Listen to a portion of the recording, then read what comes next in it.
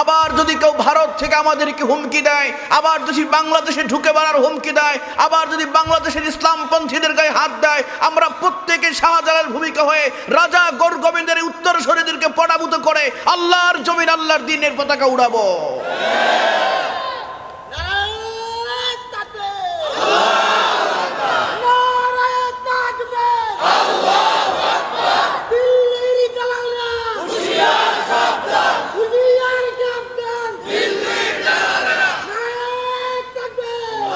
মনে রাখতে হবে, এটা বাংলাদেশ, এটা ভারতের কোনো ভূখণ্ড নয়, এটা জম্মু কাশ্মীর নয়।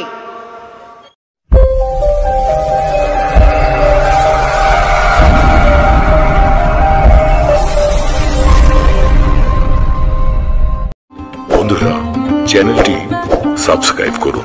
এটা দিল্লির কোনো শাসন নয়, এখানে বাংলার জমিনে বাংলার মানুষেরা শাসন করবে। এখানে দিল্লির কোনো প্রেসক্রিপশন নিয়ে বাংলাদেশ চলবে না, কারণ এদেশের মানুষ রক্ত দিয়ে দেশকে স্বাধীন করেছে। এদেশের মানুষ রক্ত দিয়েছে 52-এর ভাষা আন্দোলনে, এদেশের আমরা রক্ত দিয়েছি 52-এর ভাষা আন্দোলনে, আবার আমরাই রক্ত দিয়েছি 69-এর গণ অভ্যুত্থানে, আমরা রক্ত দিয়েছি 71-এর মহান মুক্তিযুদ্ধে, আমরা রক্ত দিয়েছি 5ই মে শাপলা চত্বরে, আমরা এই জুলাই আগস্টে রক্ত দিয়ে প্রমাণ করেছি এই জমিন আমার। এই জমিন আবার যদি কেউ হামলা করতে আসে, আমার জমিনে যদি আবার বিশৃঙ্খলা তৈরি করতে আসে, আবার যদি কোনো নরপিশাচ আমার দেশের আলেমদেরকে হত্যা করার ষড়যন্ত্র করে, আবার যদি কোনো নরপিশাচ আমার দেশের ইসলামপন্থীদেরকে হত্যা করার ষড়যন্ত্র করতে আসে, 18 কোটি মানুষ 36 কোটি লাঠি নিয়ে আল্লাহর জমিন আল্লাহর দ্বীনকে বিজয়ী করার জন্য কারা কারা রাজি হাত উঁচু করে দেখান। প্রিয় ভাইরা, আমাদের শপথ নিতে হবে, আমরা আমাদের এই জমিন যেহেতু আমরা রক্ত দিয়ে ভেজেছি, মনে রাখবেন যারা ঘামে ভেজে তারা ইতিহাস, যারা ঘামে ভিজে তারা ভাগ্য বদলায়, যারা বৃষ্টিতে ভেজে তারা ভাগ্য, যারা বৃষ্টিতে ভেজে তারা পোশাক বদলায়, যারা ঘামে ভিজে তারা ভাগ্য বদলায়, আর যারা রক্তে ভিজে তারা ইতিহাস বদলে দেয়। আমরা রক্ত দিয়েছি, আমরা হাসতে হাসতে ফাঁসির মঞ্চে গিয়েছি, আমরা আমাদের প্রতীক হারিয়েছি, আমরা আমাদের নিবন্ধন হারিয়েছি, আমরা নিষিদ্ধ হয়েছি। নিষিদ্ধ হওয়ার 5 দিন পরে আল্লাহর জমিনে আমরাই টিকে আছি। তোমরা ভাত খেয়ে পালিয়ে যাওয়ার সুযোগ এদেশের জনগণ তোমাদেরকে দেয়নি। এদেশ আমাদের, এদেশ বলুন, এদেশ আমাদের দেশ। কোনো দাদা বাবুদেরকে বিনা চ্যালেঞ্জে ছেড়ে দেওয়া হবে না। যদি আবার কেউ আমাদেরকে হুমকি দেয়, আবার যদি কেউ ঢুকে পড়তে চায়, আমাদের মনে রাখতে হবে শাহজালাল ইয়াবিনী রাহিমাহুল্লাহ আজকে থেকে 7ম শতাব্দীতে শুধুমাত্র গরু কোরবানি করার অপরাধে রাজা গরু গোবিন্দের নেতৃত্বে রাজা গরু গোবিন্দ বোরহান উদ্দিন নামক একজন যুবকের হাত কেটে দেওয়া হয়েছিল। হযরতে শাহজালাল ইয়াবিনী রাহিমাহুল্লাহ তিনি তার সাথীদেরকে বললেন যে তোমাদের মধ্যে আসরের নামাজ কাজা হয়নি এরকম একজন মানুষ কে আছো 40 দিনের মধ্যে? একজন ব্যক্তি দাঁড়িয়ে বললেন আমার 40 দিনের মধ্যে একক আসরের নামাজ কাজা হয়নি। তাকে বললেন তুমি এই রাজা গরু গোবিন্দের মসনদে ওঠো, তার মন্দিরে ওঠো।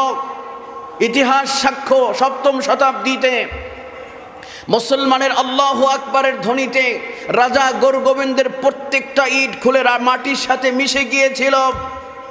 আবার যদি কেউ আমার জমিনে হামলা করতে আসে, আমরা প্রত্যেকে শাহজালাল হয়ে রাজা গৌর গোবিন্দের উত্তরসূরিদেরকে এদেশ থেকে বিতাড়িত করার আগ পর্যন্ত, সাইয়েদ মুগ্ধর বিচার হওয়ার আগ পর্যন্ত, 20 শতাব্দীর শ্রেষ্ঠ তাফসীরকারক আল্লামা দেলাওয়ার হোসেন সাইদিকে যারা হত্যা করেছে এদের বিচার না হওয়া পর্যন্ত আমরা আল্লাহর জমিনের এক চুল পরিমাণ জায়গা তাদের জন্য ছেড়ে দেব না।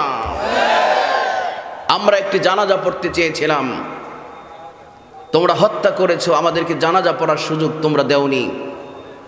আল্লামা দেলাওয়ার হোসেন সাইদির একটি জানাজা পড়বো আমরা, এই শুধুমাত্র একটি জানাজা পড়ে ঢাকা থেকে বিদায় করবো, আমাদেরকে তোমরা জানাজা পড়তে দেওনি। জনগণ তোমাদেরকে পালাবার সুযোগ দেয়নি, জনগণ তোমাদেরকে ভাত খাওয়ার সুযোগ দেয়নি।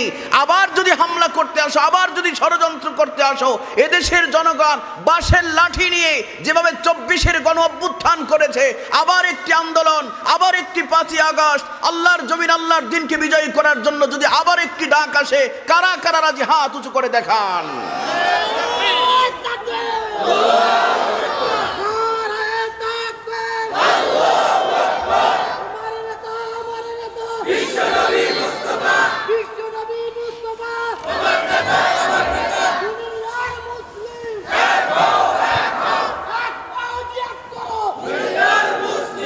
প্রিয় ভাইরা,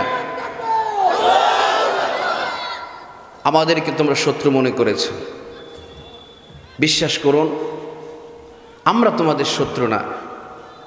আলেমদেরকে তোমরা শত্রু মনে করেছিলে, আলেমরা তোমাদের শত্রু না। যারা তোমার শত্রু, 98তে আল্লামা দেলোয়ার হোসেন সাইদি সিলেটের ময়দানে তিনি বলেছিলেন, আমরা তোমাদের শত্রু নই, শত্রু যারা তারা তোমার পাশে।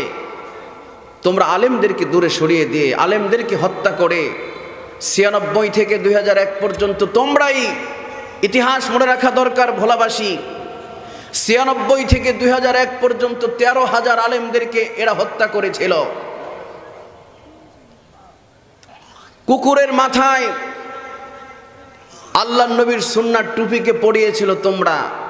তোমরা তো তারা যারা শাইখুল হাদিস আল্লামা আজিজুল হক রহমাতুল্লাহ আলাইকে, 90 বছরের বৃদ্ধ মানুষ যিনি 60 বছর বাংলাদেশে বুখারী পড়িয়েছেন, তাকে তোমরা পুলিশ হত্যার মামলা দিয়েছ। আমরা তোমাদেরকে হারাইনি। আল্লাহর গজব তসবির গোড়ার মতো একটার পরে একটা তোমাদের উপরে পতিত হয়েছে। আমরা তোমাদের শত্রু নই। যারা তোমাদের শত্রু ছিল, যারা তোমাদের শত্রু ছিল, সেই শত্রুদেরকে তোমরা প্রমোট করেছো, কাছে ডেকেছো, কোলে নিয়েছো। রাশেদ খান মেনন, জাফর ইকবাল, হাসানুল হক ইনু, শামসুল হক কবি, কবির চৌধুরী, শাহরিয়ার কবির, মুনতাসির মামুন, এই সমস্ত নাস্তিকদেরকে তোমরা কাছে নিয়েছো আর আলেমদেরকে ফাঁসি দিয়েছো, আলেমদেরকে হত্যা করেছো।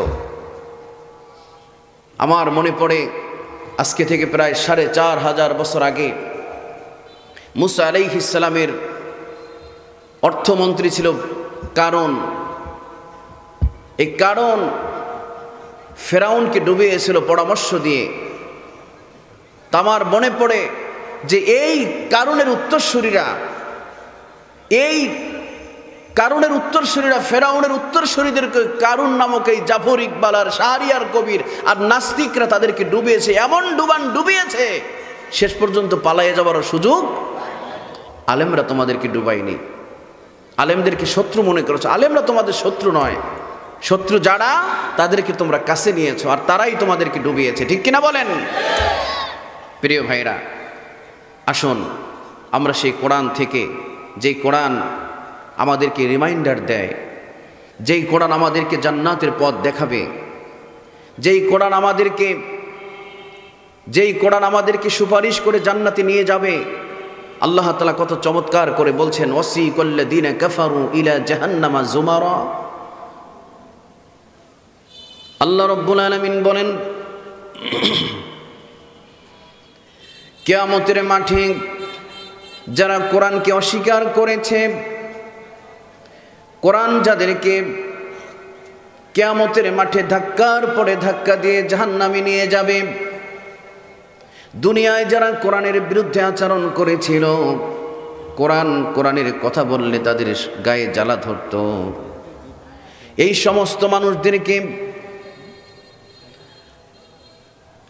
কিয়ামতের মাঠে ধাক্কার পরে ধাক্কা দিয়ে জাহান্নামের ফেরেশতারা যখন টেনে হিসড়ে, চুলের মুঠি ধরে যখন টেনে হিসড়ে জাহান্নামে নিয়ে যাবে, হাত্তা ইযা জাউহা ফুতিহাত আবওয়াবুহা, জাহান্নামের দরওয়াজার কাছে যখন নিয়ে যাওয়া হবে, জাহান্নামের দরওয়াজার ফেরেশতারা, দারওয়ানেরা বলতে থাকবেন, ওয়াকালা লাহুম খাযানাতুহা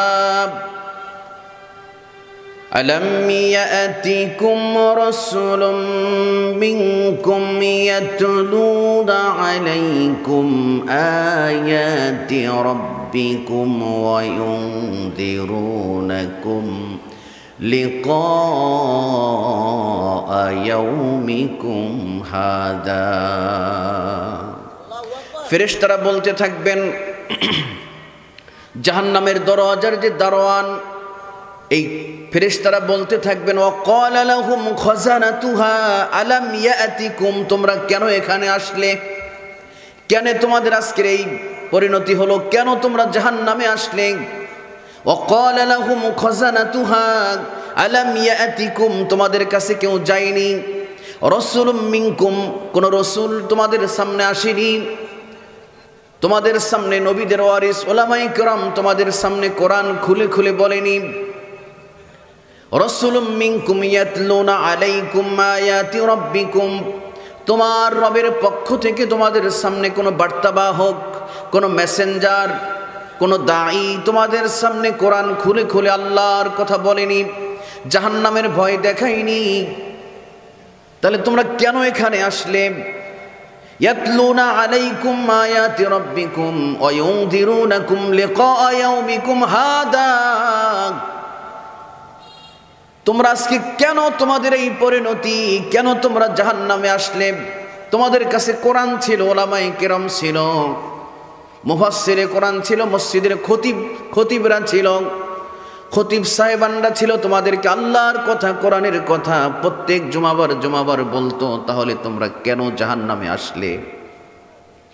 লোকেরা বলতে থাকবেন, ক্বালু বালা ওয়ালাকিন হাক্কাত কালিমাতুল আযাবি আলাল কাফিরিন, হ্যাঁ বলেছিল, হায় আফসোস আমাদেরকে বলেছিল, কিন্তু আমাদের শক্তি ছিল, সামর্থ্য ছিল, ক্ষমতা ছিল, আমরা মনে করেছিলাম ক্ষমতা দিয়ে পার পেয়ে যাব, শক্তি সামর্থ্য দিয়ে পার পেয়ে যাব, আমাদের কাছে গিয়েছিল, কিন্তু আমরা মিথ্যা আরোপ করেছিলাম, কারণ আমাদের শক্তি সামর্থ্য ছিল। আল্লাহ রাব্বুল আলামিন জাহান্নামীদেরকে বলবেন, কোরআন অস্বীকারীদেরকে বলবেন, কিলা দুখুলু أبواب جهنم خالدين فيها فبئس مثوى المتكبرين।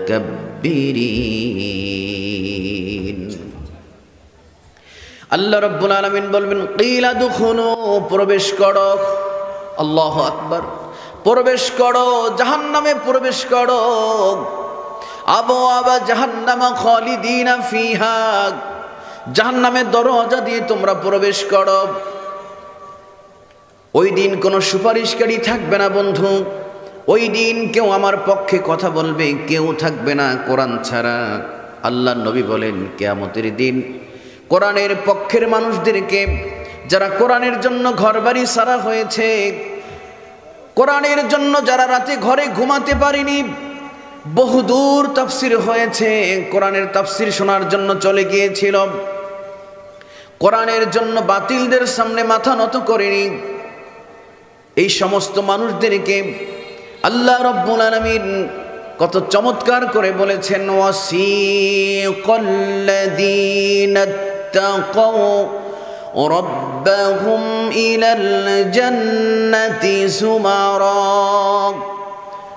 ওই দিন জাহান্নামীদেরকে হাঁকিয়ে হাঁকিয়ে পিছন দিক থেকে ধাওয়া করে করে টেনে হিসড়ে জাহান্নামে ফেলে দেওয়া হবে। অপরদিকে যারা জান্নাতি, যারা কোরআনের জন্য জীবন বিসর্জন দিয়েছে, আহারে জীবন কোরআনের জন্য, বাতিলের মোকাবেলায় কোরআনের সমাজ বিনির্মাণের জন্য যারা কাজ করেছে, শেষ পর্যন্ত রক্তচক্ষু উপেক্ষা করে রিমান্ডের পরে রিমান্ড, রাতের পরে রাত ঘরে ঘুমায় নাই, দিনের পরে দিন চলে গেছে, ঘরে আসতে পারে নাই। আহারে, সাতক্ষীরার একজন আলেম 2013 সালে আল্লামা দেলাওয়ার হোসেন সাঈদীর যখন রায় হয়েছে, রায় হওয়ার পরে পুলিশ তাকে হন্য হয়ে, বিএসএফ ভারতের গোয়েন্দারা তাকে হন্য হয়ে খুঁজছে বাংলাদেশের সীমান্তে ঢুকে। উনি ভারতে পালিয়ে গিয়েছিলেন সীমান্ত দিয়ে, 3 বছর পরে বাড়িতে আসছে। শহর শাখার একজন ইসলামী এই কাফেলার সভাপতি, 3 বছর পরে বাড়ি আসার পরে ছোট্ট মেয়েটা 3 বছরের, গলা জড়িয়ে ধরে ভাঙা ভাঙা কণ্ঠে বললে, আব্বু তোমার সাথে বহুদিন পর্যন্ত ঘুমাই না, আজকে তোমার সাথে একটু ঘুমাতে চাই। বাবা মায়ের আবদার, মেয়ের আবদার ফেলাতে পারেনি। মেয়েকে নিয়ে দরজা লাগিয়ে যখন ঘুমিয়েছে, এর মধ্যে রাত চলে আসছে বাড়িতে। বাড়ি থেকে, মেয়ের থেকে ঘুমান্ত ব্যক্তিকে তুলে গাড়িতে নিয়েছে, দূরে নিয়ে বিরাস করে লাশটাকে ক্ষত বিক্ষত করে ফেলে দিয়েছে।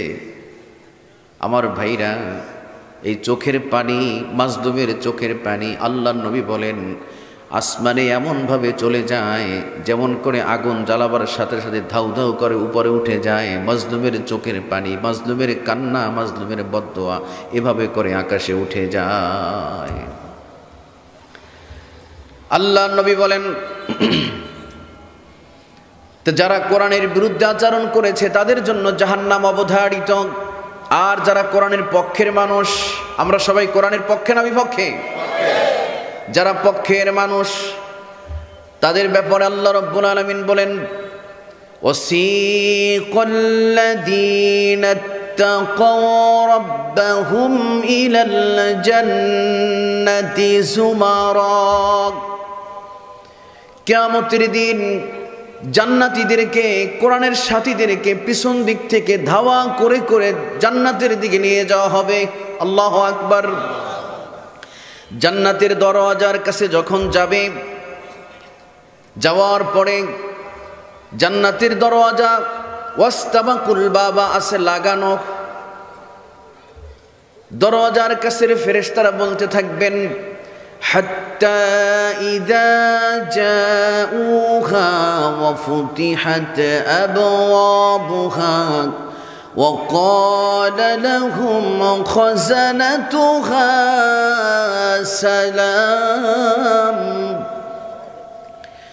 سلام عليكم طبتم فادخلوها خالدين। জান্নাতের ফেরেশতারা তাদেরকে দেখে বলতে থাকবেন وقال لهم خزنتها সালাম, ও আমার জান্নাতের সাথীরা তোমাদেরকে ওয়েলকাম, তোমাদেরকে শুভ সম্বর্ধনা, তোমাদেরকে সেলুট জানাচ্ছি, তোমাদেরকে সালাম দিচ্ছি। আল্লাহু আকবার। সালামুন আলাইকুম তিবতুম ফাদখুলুহা খালিদিন। তোমাদের জন্য শান্তি বর্ষিত হোক। তোমরা যে জান্নাতে যাবার জন্য আন্দোলন করেছিলে কোরআনের পক্ষে, যেই কোরআন শোনার জন্য দূরে চলে গিয়েছিলে, যেই কোরআনের জন্য ঘরবাড়ি ছাড়া হয়েছিলে, এই তোমাদের সেই কাঙ্ক্ষিত জান্নাত। তোমরা এই জান্নাতে প্রবেশ করো। দলে দলে লোকেরা জান্নাতের মধ্যে প্রবেশ করতে থাকবে। কোরআনের সাথীরা কারা কারা কারা? কোরআনের সাথীরা জান্নাতে প্রবেশ করতে থাকবেন। জান্নাতের মধ্যে ঢোকার পরে কেমন অবস্থা হবে? আল্লাহ রাব্বুল আলামিন বলেন জান্নাতে ঢুকে জান্নাতের চারদিকে চোখ ভুলিয়ে দেখবেন কত নাজ নেয়ামত জান্নাতের ভিতরে থোকায় থোকায় জ্বলছে। দেখে বলতে থাকবেন জান্নাতীরা ওয়াকালুল হামদুলিল্লাহিল্লাযী সাদাকানা ওয়া'দাহু وأورثنا الأرض نتبوأ من الجنة حيث نشاء فنعم أجر العاملين। জান্নাতীরা বলতে থাকবেন ওয়াকালুল হামদুলিল্লাহিল্লাযী, সকল প্রশংসা তার। আল্লাহু আকবার। জান্নাতীরা বলতে থাকবেন সকল প্রশংসা হচ্ছে তার, যিনি আমাদেরকে আজকের এই জান্নাত দিয়ে ধন্য করেছেন। আমরা দুনিয়ায় কষ্ট করেছি, দুনিয়ায় বাতিলের চক্ষুর শুল হয়েছি। আমরা কোরআনের কথা বলতে পারিনি, কোরআনের কথা মানুষকে বলাতে পারিনি, শোনাতে পারিনি। কিন্তু ওই দিন আমাদেরকে জান্নাত দেওয়ার পরে আমরা আল্লাহর প্রশংসায় পঞ্চমুখ হয়ে যাব। এরকম একটি জান্নাতে আমরা সবাই যেতে চাই কিনা? সবাই চাই। তাহলে থাকতে হবে কোরআনের পক্ষে না বিপক্ষে? জোরে বলুন। পক্ষে বিপক্ষে থাকার সুযোগ নেই। বিপক্ষে একজন মোমেন, কোরআনের বিপক্ষে থাকার কোনো সুযোগ। যারা কোরআনের বিপক্ষে, তাদের ব্যাপারে কি হবে? জাহান্নামে ঢুকে গেলেন। কোথায় ঢুকছেন? জাহান্নামে ঢুকলেন। আল্লাহ তাআলা কিয়ামতের দিন মুহাম্মদুর রাসূলুল্লাহ সাল্লাল্লাহু আলাইহি ওয়াসাল্লাম তাদের বিরুদ্ধে একটা মামলা করবেন। দুনিয়ায় যেরকম কোরআনপন্থীদের বিরুদ্ধে নামে বেনামে মামলা হয়, হয় কি না বলুন? নামে বেনামে মামলা, গায়েবী মামলা। যারা কোরআনের বিরুদ্ধে কিয়ামতের মাঠে আল্লাহ তাআলার কাছে আল্লাহর নবী মামলা করবেন। সুবহানাল্লাহ। মামলার ধরনটা কেমন হবে? সূরা যুখরুফ আল্লাহ রাব্বুল আলামিন বলেন মামলাটা কেমন হবে, কিভাবে আল্লাহ রাব্বুল আলামিন মামলা করবেন। আল্লাহ রাব্বুল আলামিন বলেন আল্লাহ নবীর মামলাটা এমন হবে,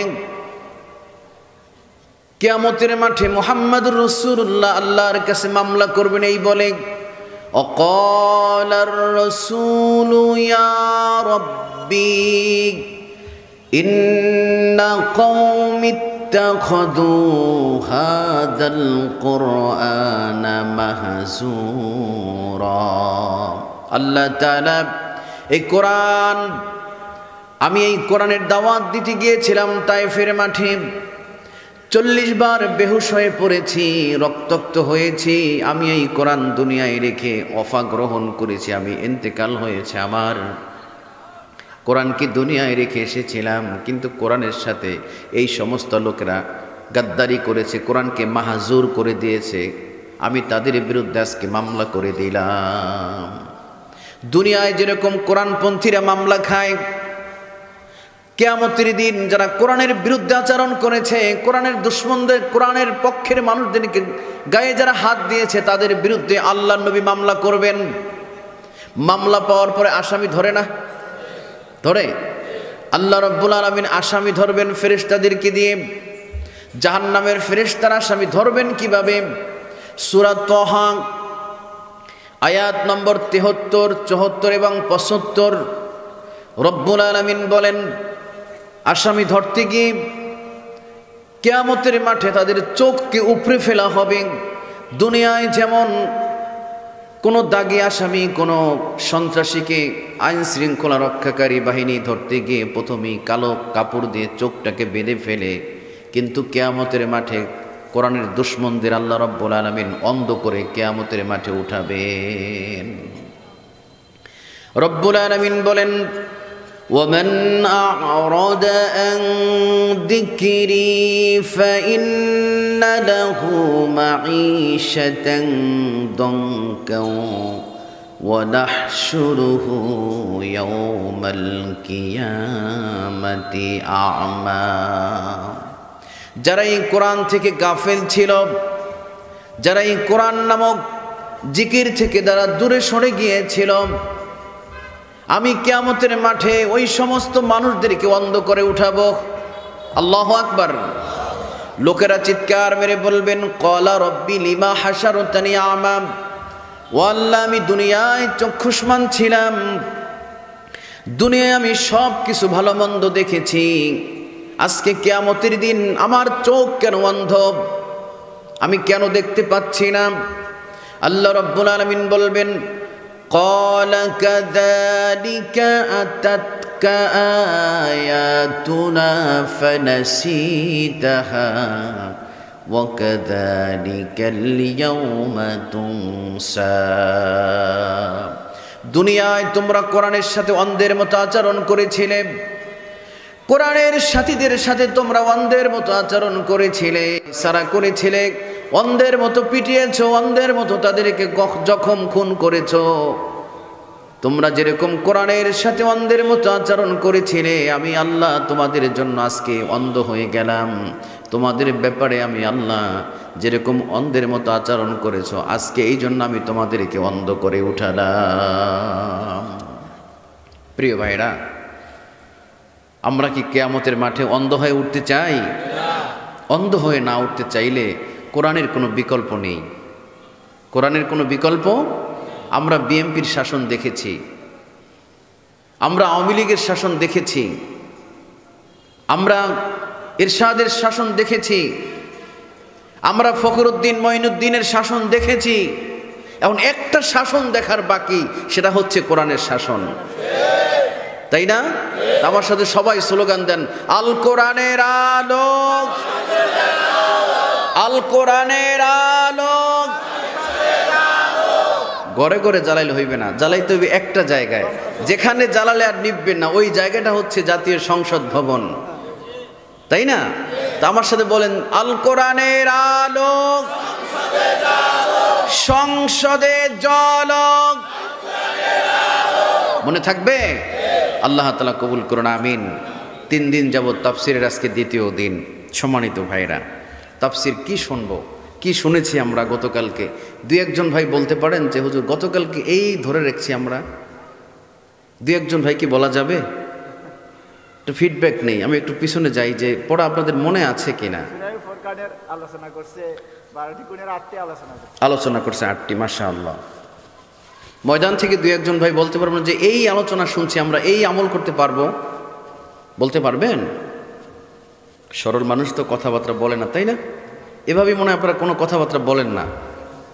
জি, আমরা এই 3 দিন যাবত তাফসির শুনবো। কি শুনবো, কি করতে হবে আমাদের, এটার উপরে আমি 2-4 মিনিট কথা বলে আমি আমার কাঙ্ক্ষিত তাফসিরে ঢুকবো ইনশাআল্লাহ। মূলত কোরআন শোনার জন্য আমরা যে এসেছি, কোরআন আমাদেরকে কি শিক্ষা দেবে, কি রিমাইন্ডার দেবে, কোরআন আমাদেরকে কোন পথে নিয়ে যাবে, কি লক্ষ্য উদ্দেশ্য আমাদের সামনে রেখে কোরআন শুনতে এসেছি। আজকে আমরা যে কোরআন শুনবো তার আলোকে 5টা সিদ্ধান্ত নিয়ে বাড়িতে যাব ইনশাআল্লাহ। কয়টি সিদ্ধান্ত? 1, ইমানিয়াত। মনে রাখবেন, 1 নম্বর কি? ইমানিয়াত। কোরআন শুনে ইমানকে মজবুত করতে হবে, যে ইমান আল্লাহ ছাড়া কারো কাছে মাথা নত করবে না। এটা হলো আজকে তাফসিরের প্রথম শিক্ষা। 3 দিন যাবত উলামায়ে কেরাম তাফসির করবেন, কিন্তু আমাদের শিক্ষা হচ্ছে কি শিখবো, কি নিয়ে বাড়িতে যাব। প্রথম শিক্ষা হচ্ছে ইমানিয়াত, যে ইমান আমাদেরকে ফাঁসির মঞ্চকে ভরকে যাবে। যে ইমানদারকে সবাই ভয় করবে, তার ইমানের গতি দেখে, ইমানের পাওয়ার দেখে সব বেঈমানরা ইমানদারকে ভয় করবে, ঠিক কিনা বলেন? তো এটা হলো আজকে তাফসিরের প্রথম শিক্ষা।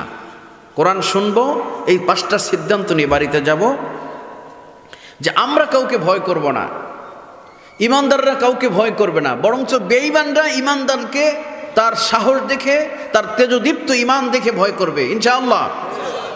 দ্বিতীয় হচ্ছে তাহারাত, পবিত্রতা অর্জন। এই কোরআন শুনে নিজেকে আগে পবিত্র করতে হবে। প্রিয় ভাইরা, আমি জানি আপনারা অনেক জ্ঞানী মানুষ। আগে জমিন না আগে জীবন? আগে জীবন না আগে জমিন? আমরা যারা জমিনকে পবিত্র করতে চাই, যারা আল্লাহর জমিন, আল্লাহর দিনের একামতে দিনের পতাকা উড়াতে চাই, যারা আল্লাহর জমিন, আল্লাহর দিনের পতাকা উড্ডীন হোক, এটা আমরা যারা চাই, আগে জমিনকে পবিত্র করতে হলে আগে নিজেকে পবিত্র করতে হবে। সবাই কি একমত? আগে জমিন না আগে জীবন? আগে জীবনকে যদি পবিত্র করতে পারি এই কোরআন দিয়ে, তাহলেই কেবল এই জমিন কোরআন দিয়ে পবিত্র করা সম্ভব। আগে নিজেকে পবিত্র করতে হবে। আল্লাহ তাআলা রিমাইন্ডার দিচ্ছেন, আল্লাহ তাআলা তার নবীকে বলছেন, কদ আফলাহা মান যাক্কাহা ওয়া কদ খাবা মান দাসসাহা। নবী হে ফাআলহামাহা ফুজুরাহা ওয়া তাকওয়াহা।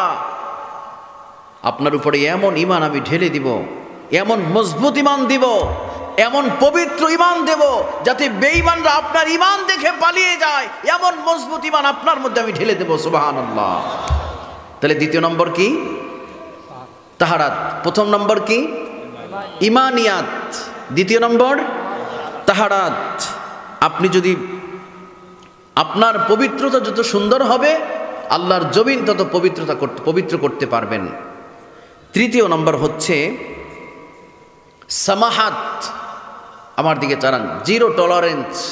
আল্লাহর কোরআনের ব্যাপারে 0 টলারেন্স। কোনো কারোর সাথে কোনো আতাত নাই, কম্প্রোমাইজ নেই, কারোর সাথে কোনো হাত মিলানো নেই। সব একদিকে, সব বেঈমানের খাতায় নাম লিখিয়েছে। আমি আল্লাহর জমিন আল্লাহর দ্বীনকে বাস্তবায়ন করতে চাই, গোটা পৃথিবী একদিকে আর আমি একা একদিকে, ঠিক কিনা বলেন? কোরআন আমাদেরকে জিরো টলারেন্স শিখায়। আজকে বিজ্ঞানীরা, আজকে আমাদেরকে শিক্ষাবিদরা কোরআনের ভাষাকে নকল করে আজকে আমাদেরকে টলারেন্স শিখাচ্ছে। কোরআনের কথা কোরআনের ভাষায় না বলে এরা হচ্ছে পৃথিবীর শ্রেষ্ঠ বাটপার, যারা কোরআনের কথা চুরি করে বিজ্ঞানের ভাষায়, সাহিত্যের ভাষায় শোনায়, কিন্তু কোরআনের ভাষায় শোনায় না। কোরআন আমাদেরকে এই শিক্ষা দিচ্ছে, ইজ বেস্ট টলারেন্স। আমার নীতি হচ্ছে আমি কারোর সাথে কোনো আঘাত করব না আল্লাহ ছাড়া, ঠিক আছে? যত নির্যাতন করুক, কোরআন আমাদেরকে এই সক্ষমতা, আমাদেরকে এই সহ্য, এই ধৈর্য আমাদেরকে শিক্ষা দেয়। আমাদেরকে যতই নির্যাতন করুক, আমাদের উপরে যতই ফাঁসির মঞ্চ চড়িয়ে যায়, আমরা যতই ফাঁসির মঞ্চে যাই, এক চুল পরিমাণ আল্লাহর কোরআন থেকে আমরা সরে যাব না। কোরআন আমাদেরকে সহ্য শিক্ষা দিচ্ছে।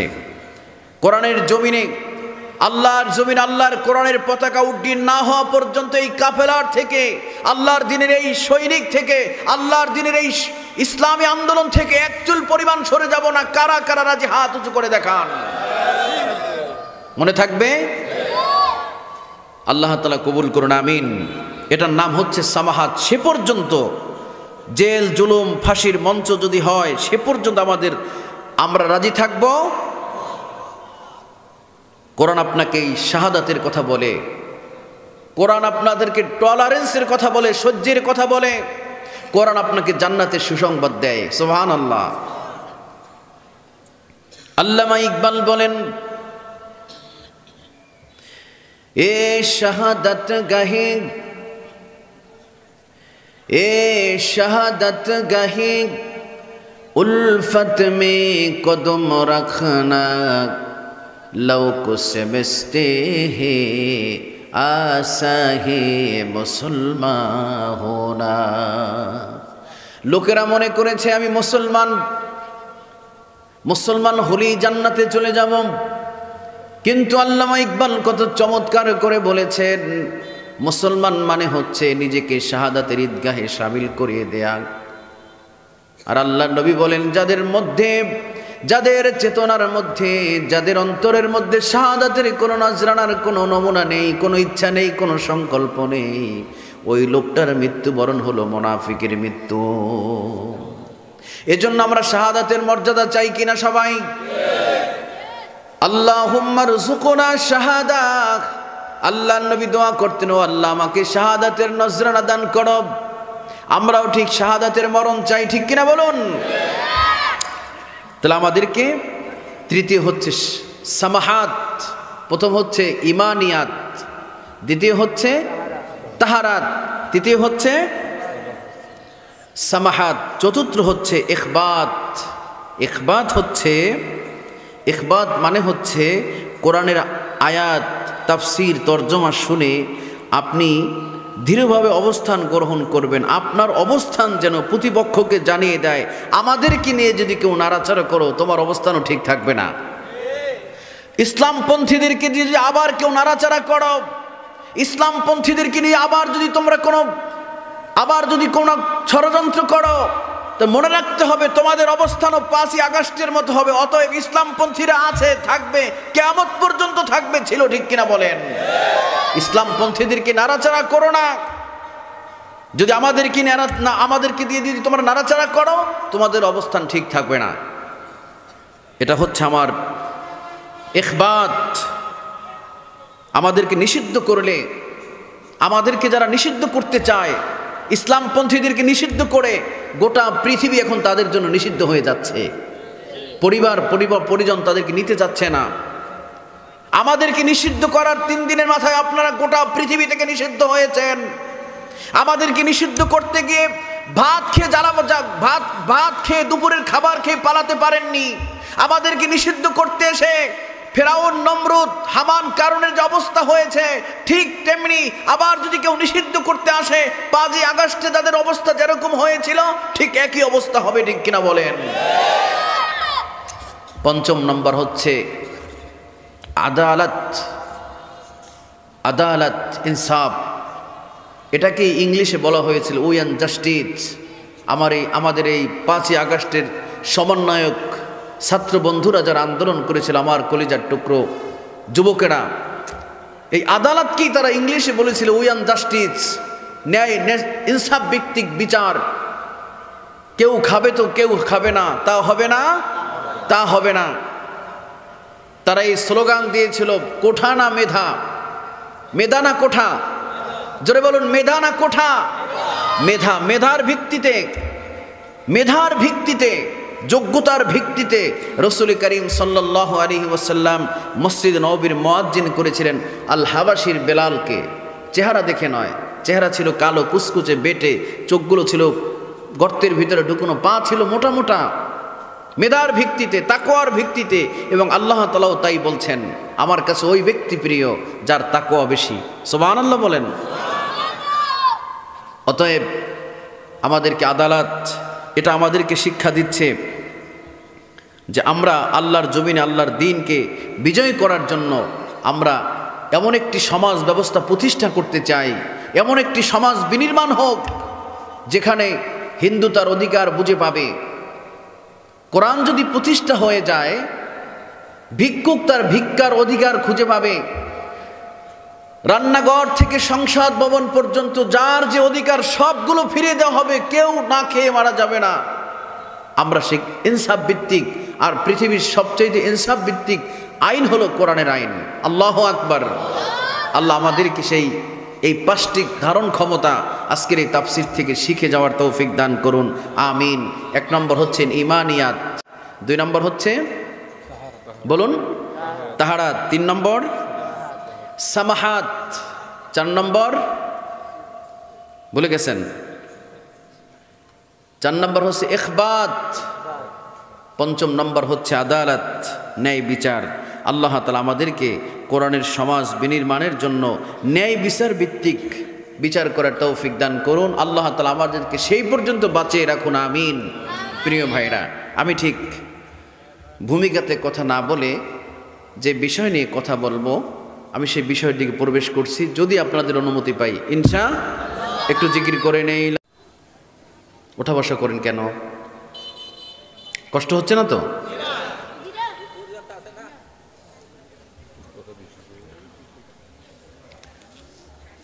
রসুল করিম সাল্লাল্লাহু আলাইহি ওয়াসাল্লাম মক্কা নগরে দাওয়াত দিচ্ছিলেন।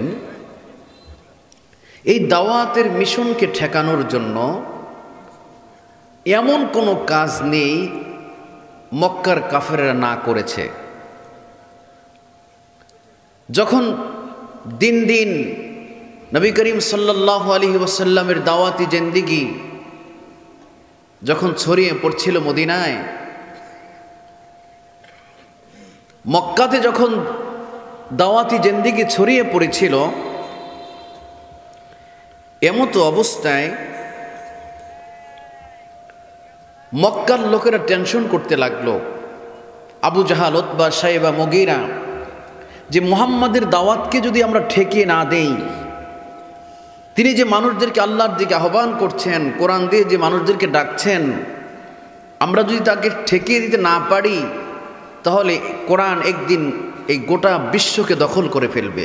সুবহানাল্লাহ। এটা আবু জাহালের চিন্তায় ছিল। তো কি করা যায়? যে কোনো মূল্যে মুহাম্মাদের দাওয়াতকে বন্ধ করতে হবে। এই নিয়ে দারুন নদওয়া একটি বৈঠক চলছে, শুনতেছেন আপনারা? দারুন নদওয়া কি? দারুন নদওয়া হচ্ছে যেমন আমাদের দেশের সংসদ ভবন, ভারতে বলা হয় মন্ত্রিসভা, আমেরিকায় বলা হয় হোয়াইট হাউস, আর সৌদি আরবে তৎকালীন সংসদ ভবনকে বলা হতো দারুন নদওয়া। আমি কি বোঝাতে পারছি? দারুন নদওয়ায় বৈঠক চলছে আবু জাহালের নেতৃত্বে। কি করা যায়? শেষ পর্যন্ত সিদ্ধান্ত হলো যে আসলে মোহাম্মদ নবী কিনা এ নিয়ে তো আমরা জানি যে মোহাম্মদ নবী না, কিন্তু সে দাবি করছে নবী। দাবি কি সত্য না মিথ্যা? কিন্তু মোহাম্মদের এই নবুয়তি জিন্দেগিকে সন্দেহ পোষণ করছেন আবু জাহাল। তো কি করা যায়? যে মোহাম্মদ সম্পর্কে আমাদের ভাই ভাতিজা আমাদের গ্রামে বড় হয়েছে, কিন্তু মোহাম্মদ নিজেকে নবী দাবি করছে, কিন্তু আমাদের তো তাওরাত ইনজিল জাবুর সম্পর্কে তেমন কোনো ধারণা নেই। এই ধারণা আছে মদিনার ইহুদি আলেমদের। শুনতেছেন কথা? তা কি করা যায়?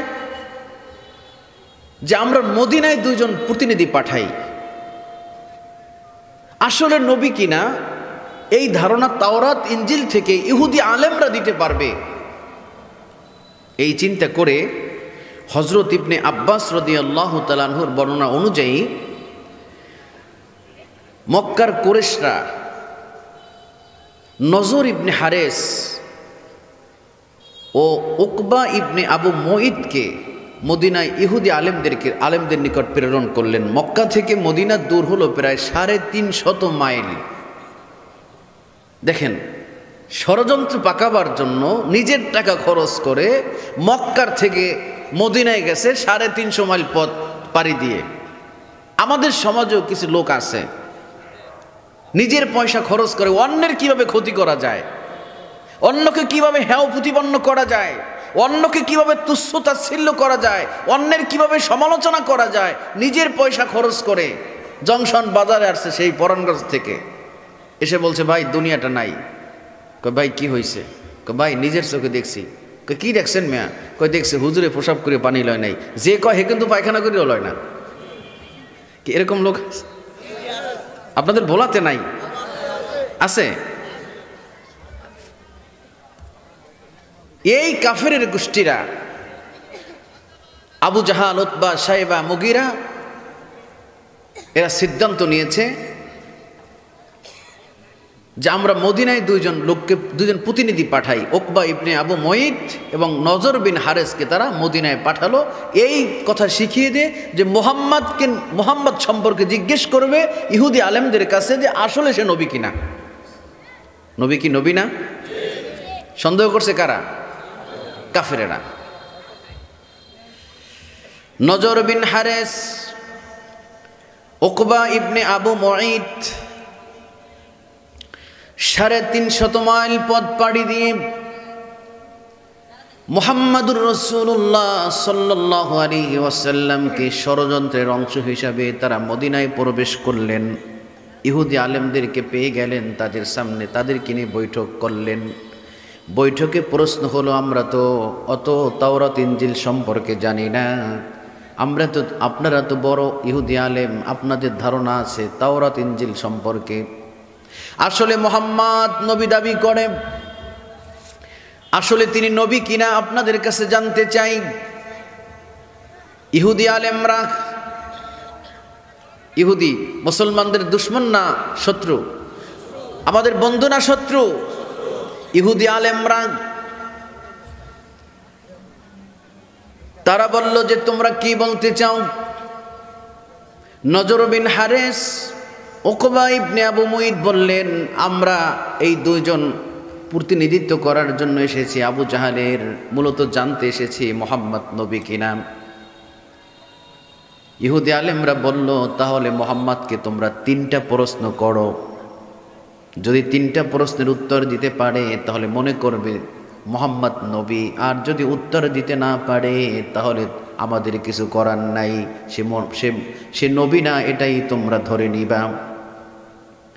প্রশ্ন 3টা হলো, 1 নম্বর প্রশ্ন, আসহাবে কাহাফ কারা? কোন সে 7 জন যুবক যারা ঈমান নিয়ে রাতের আধারে পলায়ন করেছিল? এটা সম্পর্কে মুহাম্মদকে জিজ্ঞেস করবে। দ্বিতীয় প্রশ্ন হচ্ছে, ওয়াসআলুনাকা আনিল করনাইন, কোন সে ব্যক্তি যে মাশরিক থেকে মাগরিব পর্যন্ত ভ্রমণ করেছিল, ওই ব্যক্তি সম্পর্কে মুহাম্মদের কাছে জিজ্ঞেস করবে। আর তৃতীয় প্রশ্ন করবে, ইয়াসআলুনাকা আনির রূহ, রূহ কি জিনিস, রূহ কি বিষয়বস্তু, রূহ কাকে বলে? এই 3টা প্রশ্নেও তাকে জিজ্ঞেস করবে। যদি উত্তর দিতে পারে তাহলে মনে করবা সে নবী। 3টা প্রশ্ন শিখিয়ে দিলেন। 3টা প্রশ্ন নিয়ে নজর বিন হারেস, উকবা ইবনে আবু মুঈদ মক্কায় ফিরে আসলো। ফিরে এসে বলতে লাগলো, কুরাইশরা তোমরা যে নিয়ে বাড়াবাড়ি করছো, ঝগড়া করছো, একটা সমাধা পেয়ে গেছি। সমাধা হলো এই যে আমরা মুহাম্মদকে যেই নিয়ে আমরা বিরোধ তৈরি করছি, আমরা মুহাম্মদকে 3টা প্রশ্ন করব। ইহুদিরা শিখিয়ে দিয়েছে আলেমরা, 3টা প্রশ্নের যদি উত্তর দিতে পারে তাহলে সে নবী, তার কাছে আমরা ঈমান গ্রহণ করব। আর যদি না দিতে পারে তাহলে সে কাফের, সে নবী না, সে মিথ্যাবাদী। তাহলে আমরা যা মন চাই তাই করতে পারব। আল্লাহ নবীর কাছে গেলেন ইহুদিরা, মক্কার সানাজিদুল কুরাইশ, মক্কার লোকেরা, মক্কার প্রতিনিধি মুহাম্মদুর রাসূলুল্লাহর কাছে গেলেন, গিয়ে প্রশ্ন করলেন, ও মুহাম্মদ, তুমি নিজেকে নবী দাবি করো, কিন্তু তোমাকে কিছু প্রশ্ন করতে চাই, যদি উত্তর দিতে পারো তাহলে আমরা বুঝে নেব তুমি নবী। 1 নম্বর প্রশ্ন, ওয়ায়াসআলুনাকা আনির রূহ, রূহ কি জিনিস, রূহের তাৎপর্য কি?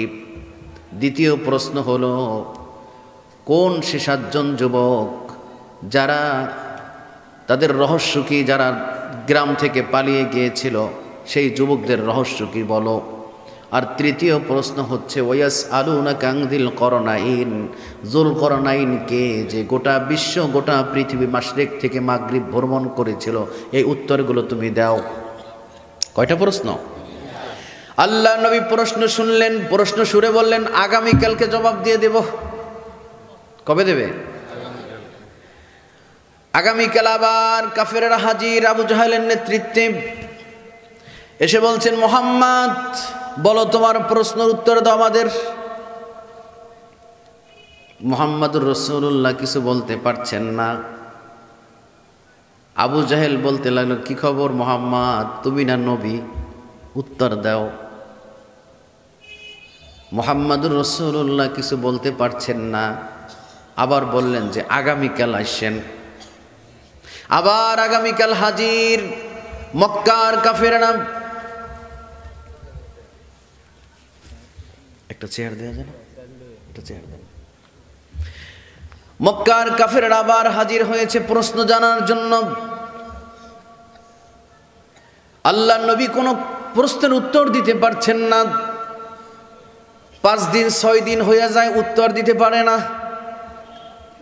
মক্কার লোকেরা চারদিকে ছড়িয়ে দিতে পারলো, আগেই তো বলেছিলাম মুহাম্মদ নবী না, তোমরা তো বিশ্বাস করো না, এই দেখো প্রশ্ন করছিলাম উত্তর দিতে পারে না, মোটে সুযোগ পায় না, মোটে সুযোগ, বলছিলাম না নবী না, মক্কার লোকদেরকে শুনাইতে পারি নাই, দেখছো প্রশ্ন করছে উত্তর দিতে পারে না। 10 দিন 11 দিন 12 দিন নবীও কিছুটা মনক্ষুণ্ণ, নবীও কিছুটা, আল্লাহ নবীর খেয়াল ছিল যে প্রশ্ন করছে, জিবরাইল আসবে আসমান থেকে আমাকে বলে দিবে, আমি উত্তর দিয়ে দেব, কিন্তু ওহি আশা, জিবরাইল আলাইহিস সালামের আশা বন্ধ হয়ে গিয়েছে। সুবহানাল্লাহ। 15 দিন পর এদিকে মক্কার লোকেরা চারদিকে ছড়াইয়া পড়াইছে কথা যে আসলে ভুয়া কোনো নবী না, মনে করছিলাম যে আসলে কিছু একটা, আসলে কিছুই না। কথা মানুষের বাতাসের আগে দৌড়ায়, কথা মানুষের বাতাসের আগায় কথা দৌড়ে চলে গেছে, গোটা মক্কা ছড়াইয়ে পড়ছে। কি চাও? যে মুহাম্মদ ভুয়া। নাউজুবিল্লাহ বলেন। আল্লাহর নবী কিছুটা মনক্ষুণ্ণ, কারোর সাথে কথা বলে না, তেমন হাসে না, কারোর সাথে কোনো কথাও বলে না, নির্জনে তিনি কামরার ভিতরে বসে আছেন। 12 দিন 13 দিন 14 দিন 15 দিন পরে আল্লাহ রাব্বুল আলামিন জিবরাইল আলাইহিস সালামকে পাঠালেন, নবীকে একটা সংশোধনী দিলেন। নবী গো, ও নবী গো, আপনি যখন কিছু বলবেন, বলার পরে বলবেন আমি আগামীকাল করব ইনশাআল্লাহ। আল্লাহ নবী ইনশাআল্লাহ ভুলে গিয়েছিলেন। কি ভুলে গিয়েছিলেন? ইনশাআল্লাহ, আল্লাহর নাম মুহাম্মদুর রাসূলুল্লাহ ভুলে যাওয়ার কারণে 15 দিন পর্যন্ত জিবরাইল আলাইহিস সালামের আশাকে বন্ধ করে দিয়ে, ওহীকে বন্ধ করে দিয়ে আল্লাহ রাব্বুল আলামিন নবীকে শিক্ষা দিলেন এবং 3টা প্রশ্নের উত্তর নিয়ে 15 দিন পরে আল্লাহ নবীকে সংশোধনী দিয়ে আয়াত নাজিল করে দিলেন। ولا تقولن لشيء إني فاعل ذلك غدا إلا أن يشاء الله ও নবী গো আপনাকে যে কাফেররা প্রশ্ন করেছে এই তিনটা প্রশ্নের উত্তর নিয়ে 15 দিন পর্যন্ত আসলেন জিবরাইল আলাইহিস সালাম এবং বলতে লাগলেন নবী গো আগামীকাল যদি কিছু করতে চান তাহলে আপনি বলবেন আইয়াশা ইনশা ইল্লা গদা আইয়াশা আল্লাহ ইনশা আল্লাহ কি বলবেন ইনশা আল্লাহ যদি না বলেন নবী গো তাহলে কিন্তু আল্লাহ রাব্বুল আলামিন আমার আশাকে বন্ধ করে দিবেন কতদিন পরে 15 দিন পরে ইনশাআল্লাহ কি বলতে হবে 2041 সাল পর্যন্ত ক্ষমতায় থাকবো নাই যেই নামের মধ্যে যেই ক্ষমতার মধ্যে ইনশাআল্লাহ থাকে না আল্লাহর নাম থাকে না আল্লাহ তাআলা জমিন থেকে তাদেরকে সরাইয়ে দেন আল্লাহ তাআলা তাদেরকে জমিন থেকে আউট করে দিল্লি দাদা বাবুদের দেশে পালাবার সুযোগ করে দেন হেলিকপ্টার দিয়ে পালাবার সুযোগ করে দেন এই জমিনে তাদের জায়গা কারণ এই জমিনটা আল্লাহর জমিনটা কার ইনশাআল্লাহ বন্ধ করে দিয়েছিলা তোমাদের আল্লাহর সাথে কত দুশ্মনী তোমাদের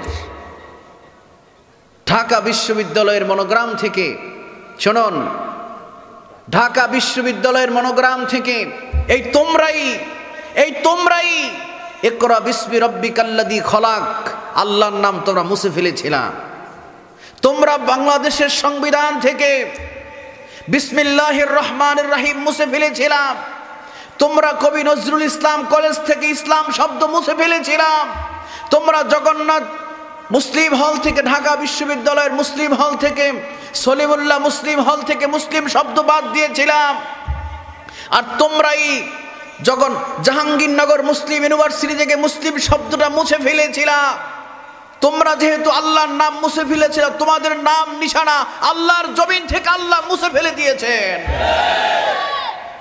তোমাদের আল্লাহর নাম সহ্য হয় না তোমরা 72 এর সংবিধানে ফিরে যেতে চাও তোমাদেরকে আর ফিরে আসতে দেওয়া আল্লাহ নবী বলেন কুল্লু আমরিন জিবানিন লাম ইবদা ফিহি বিসমিল্লাহ ফাহুয়া আবতার ও পৃথিবীর মানুষেরা যারা প্রত্যেক কাজের শুরুতে বিসমিল্লাহ বলে না ওই কাজটা হয়ে যায় লেস কাটা ওই কাজটা আল্লাহর দরবারে কবুল হয় না অপরদিকে আল্লাহ নবী বলেন যারা প্রত্যেক কাজের শুরুতে বিসমিল্লাহির রহমানির রহিম বলে যারা প্রত্যেক কাজের শুরুতে বিসমিল্লাহির রহমানির রহিম বলে বিসমিল্লাহ লিখতে 19টা অক্ষর লাগে আল্লাহর নবী বলেন যে একবার বিসমিল্লাহ বলল তার আমলনামায় কমপক্ষে 190টা নেকি লেখা হয়ে যায় তা বিসমিল্লাহ যারা বাদ দেয় ফাহুয়া আবতার তারা হয়ে যায় লেস কাটা কি হয়ে যায় বিসমিল্লাহর সাথে তোমাদের দুশ্মনী বিসমিল্লাহর সাথে তোমাদের শত্রুতা আল্লাহর সাথে তোমাদের শত্রুতা যারা আল্লাহর সাথে পাল্লা দিতে চায় ফেরাউন পাল্লা দিতে চেয়েছিল আল্লাহ তাআলা ফেরাউনকে সলিল সমাধি করেছিলেন বাহারুল কাঞ্জম নীল নদে তাদের সলিল সমাধি করেছিলেন ফেরাউন নমরুদ পাল্লা দিতে চেয়েছিল আল্লাহ তাআলা ল্যাংড়া মশা দিয়ে দুনিয়ার থেকে বিদায় করেছেন যারা আল্লাহর সাথে বেঈমানি করে আল্লাহর সাথে যারা দুশ্মনী করে আল্লাহকে যারা শত্রু ভাবে আল্লাহ তাআলা জমিন থেকে তাদেরকে এক চুল পরিমাণ জায়গাও তাদের জন্য ছেড়ে দেন না মনে রাখতে হবে আল্লাহ কি শুধু আমাদের আল্লাহ সবার হাদা খলকুল্লাহি ফাআরুনি আল্লাহ তাআলা বলছেন যা কিছু দেখো তোমার চোখে সব আমার আল্লাহু আকবার মাদা খলাকাল্লাযিনা মিন দুনি আউলিয়া তোমরা যাদেরকে ডাকো তোমরা যাদেরকে প্রমোট করো যারা তোমরা আমার নামকে বাদ দিয়ে যাদের পূজা অর্চনা করো তোমরা যাদেরকে পূজা অর্চনা করো জাতীয় সংসদ ভবনে 350 জন এমপি এই 17 বছরে এই 350 জন এমপি শুধুমাত্র একজন ব্যক্তির তারিফ একজন ব্যক্তির প্রশংসা মা এবং মেয়ে এবং বাবার প্রশংসা করে করে করে এই 15টা বছর পর্যন্ত কাটিয়েছে। একজন কোনো ব্যক্তি, একজন এমপি, একজন মন্ত্রী 1 মিনিট দাঁড়িয়ে আল্লাহর প্রশংসা যারা করে না তাদেরকে সংসদ ভবন থেকে পালিয়ে যেতে হয়, ঠিক কিনা বলেন? একটা তোমরা গান গাইতে পারলা, সংসদ ভবনের মমতাজ এই নর্তকীকে ঢুকাইতে পারলা, খেলোয়াড়কে ঢুকাইতে পারলা, নায়িকাকে ঢুকাইতে পারলা, যারা রাস্তার পাশে কয়েক বছর আগেও সাবানের অ্যাডভার্টাইজ দিত, বাথরুমের হ্যান্ড ওয়াশের অ্যাডভার্টাইজ দিত, তাদেরকে তুমি মন্ত্রী বানিয়েছো, এমপি বানিয়েছ। 1 মিনিট আল্লাহর প্রশংসা করতে পারো নাই। এজন্য আমরা একটা স্লোগান দেই, আল্লাহু আকবার। বলুন আল্লাহু আকবার, আল্লাহু আকবার। তোমরা আল্লাহর প্রশংসা করতে পারো নাই, মানুষের প্রশংসা করছো। যত মানুষের প্রশংসা করছো, যত মানুষের, যত হাজার ঘন্টা, যত হাজার মিনিট, যত হাজার দিন তোমরা মানুষের প্রশংসা করেছো, এত প্রশংসা যদি আল্লাহর করতা, তাহলে আল্লাহর জিকির যদি তত করতা, তাহলে প্রত্যেকটা মানুষ আল্লাহওয়ালা হয়ে যেত। কিন্তু তা না করে মানুষের প্রশংসা করেছো, তেল দিয়েছো, তেল। এজন্য তেলের দাম বাড়িয়ে গেছে। এত তেল যদি মাইসেরে দেয় তাহলে তেলের দাম বাড়ে না? এই তেলের দাম তোমরা বাড়াই গেছে। অতএব প্রশংসা হবে আল্লাহর, কোনো ব্যক্তির প্রশংসা নয়। প্রশংসা কার? জোরে বলুন কার? আল্লাহর নাম মুছে দিয়ে পৃথিবী থেকে কেউ মুছে, আল্লাহ তাআলা তাদেরকে মুছে দিয়েছেন এই জমিন থেকে। আমরা অন্যায় করি নাই, আঙ্গুল আমাদের দিকে তুইলেন না। তোমরা আল্লাহর সাথে বেঈমানি করেছো। এই জমিনটা আল্লাহর, হাদা খলকুল্লাহ, সবকার, সবকার। তোমরা সেটাকে মুছে দিতে চেয়েছিলা, আল্লাহ তাআলা জমিন থেকে মুছে দিয়েছেন। মনে থাকবে? আল্লাহ নবীকে প্রশ্ন করেছিলেন কয়টা? 3টা। বলেন তো কি কি? 1, রূহ কি জিনিস? 2, আসহাবে কাহাফ কারা? কোন সে 7 জন যুবক যারা ঈমান নিয়ে পালিয়ে গিয়েছিল? 3, কোন সে ব্যক্তি যে মাশরিক থেকে মাগরিব ভ্রমণ করেছিল? নবী উত্তর দেন, কালকে আসেন। কালকে আসছে, উত্তর দিতে পারেন। এরকম 15 দিন পর্যন্ত আল্লাহ তাআলা উত্তরকে বন্ধ রেখে নবীকে শিক্ষা দিলেন, নবী প্রত্যেক কাজের শুরুতে যদি ইনশাআল্লাহ না বলেন, তাহলে আর কোনোদিন আপনার কাছে ওহী আসবে না। আল্লাহু আকবার। নবীর কাছে ওহী আসা বন্ধ। কেন? আল্লাহর নাম উচ্চারিত হয়নি। অতএব যেই কাজের মধ্যে, যেই কর্মসূচির মধ্যে, যেই প্রোগ্রামের মধ্যে আল্লাহর নাম বাদ দিয়ে, আল্লাহকে বাদ দিয়ে যারা প্রশংসা, যারা কোনো বৈঠক, কোনো মিটিং, কোনো রাষ্ট্রীয় কোনো প্রোগ্রাম করতে চায়, ওই প্রোগ্রামের ভিতরে বরকত হয় না। ওই প্রোগ্রামের মধ্যে কোনো বরকত হয় না। এক ব্যক্তি তাহলে প্রত্যেক কাজের শুরুতে বলতে হবে কি? জোরে বলুন ইনশাআল্লাহ। আগামীকাল করব ইনশা, আগামীকালকে তাফসির মাহফিল শুনতে আসবো ইনশা, আগামীকালকে ফজরের নামাজ পড়ব ইনশা। এক ব্যক্তি গরু কিনতে গেছে বাজারে, তো স্ত্রীকে বলল যে দুপুরের ভাত তাড়াতাড়ি খাওয়াই দিও, পরাণগঞ্জ বাজারে যাবো, 2টা গরু নিয়ে তাড়াতাড়ি আবার বিকেলের মধ্যে চলে আসবো। তো স্ত্রী বলছে যে বাজারে যাবেন ভালো কথা, একটু আল্লাহর নাম নিলে ভালো হয় না? একটু ইনশাল্লাহ বলতে পারেন না? ইনশাল্লাহ বলবো কেন? টাকা পকেটে, বাজারে গরু, খালি জামো আর আমো। দেখেন এবার কত ক্ষমতা, যাইবে আর আইবে। তো বাজারে গেছে টাকা নিয়ে, যান তো একটু আল্লাহর নাম নিয়ে যান। বলছে না দরকার নাই তো, টাকা পকেটে তো, বাজারে গরু। তো বাজারে গেছে, তো বাজারে আবার এক ভদ্রলোক থাকে না, হ্যাঁ? তো বাজারের ভিতরে গরু দেখতেছে, তো পকেট কাটা, তো খেয়াল করছে যে পকেট উঁচা, এদিকে বেলেট মারিয়া টাকা নিয়ে আইসে পড়ছে জংশন বাজারে। এইদিকে গরু দরদাম হওয়ার পরে পকেটে যখন হাত দিছে, একবার হাত চলে গেছে হাঁটুর দিকে, কারণ পকেট তো ডাইরেক্ট হয়ে গেছে। কি হইল রে? বাজারের ভিতরে বেহুশ, তেল পানি দিয়ে হুশ করার পরে বলল যে ভাই কি হইল ভাই, আপনি গরু কিনছেন বেহুশ হয়ে বলেন কেন ভাই? ভাই ইনশাআল্লাহ আমার টাকা চলে লেগে গেছে। কেন এখন ইনশাআল্লাহ বলে হবে? ইনশাআল্লাহ বলতে হবে আগে। ওয়ালা তাকুলান্না লিশাইইন ইল্লা গাদা আইয়াশা আল্লাহ। ও নবী, আপনি ইনশাআল্লাহ না বলার কারণে ওহীকে আল্লাহ তাআলা বন্ধ করে দিয়েছেন। সুবহানাল্লাহ। মনে থাকবে সূরার নাম হচ্ছে সূরাতুল কাহাফ। তাফসীরের গুরুত্বপূর্ণ অংশ। সূরার নাম কি? সূরাতুল কাহাফ। কাহাফ শব্দের অর্থ হচ্ছে আল গারু ফিল জাবাল, পাহাড়ের গর্তকে আরবিতে কাহাফ বলা হয়, আবার গারও বলা হয়। গার শব্দের অর্থ গুহা, আবার কাহাফ শব্দের অর্থ গুহা। এই দুই গুহার ভিতরে কি পার্থক্য জবাব দিয়েছেন তারিখে তাবারি, ইমাম তাবারি রাহিমাহুল্লাহ। তিনি বলছেন ফাআম্মাল কাহাফু আন-নাদমুল মুত্তাসির ইজলাম ইয়াত্তাসিরু ফাহুয়া গর।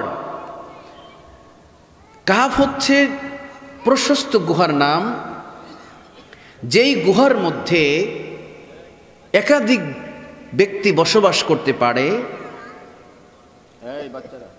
একাধিক ব্যক্তি যেই গর্তের ভিতরে, পাহাড়ের গর্তে বসবাস করতে পারে, এটাকে আরবিতে বলা হয় কাহাফ। আর যে সমস্ত গর্তের মধ্যে একজন কিংবা দুইজন মানুষ খুব গাদারে, এটাকে আরবিতে বলা হয় গার। যেমন গারে হেরা, গারে সুর, যেখানে মুহাম্মদুর রাসূলুল্লাহ এবং আবু বকর রাদিয়াল্লাহু তাআলা আনহু দুইজন ছিলেন। গারে হেরায় জাবালে নূর একজন ছিলেন মুহাম্মদুর রাসূলুল্লাহ, যেখানে কোরআন নাজিল হয়েছে, যেটাকে বলা হয় জাবালে নূর, গারে হেরা যেটা। তো কাহাফ শব্দের অর্থ আমরা পেলাম। বড় পাহাড়ের গর্তকে আরবিতে কি বলে? কাহাফ বলে। আজ থেকে প্রায় ৬,০০০ বছর আগে, শুনতেছেন আপনারা,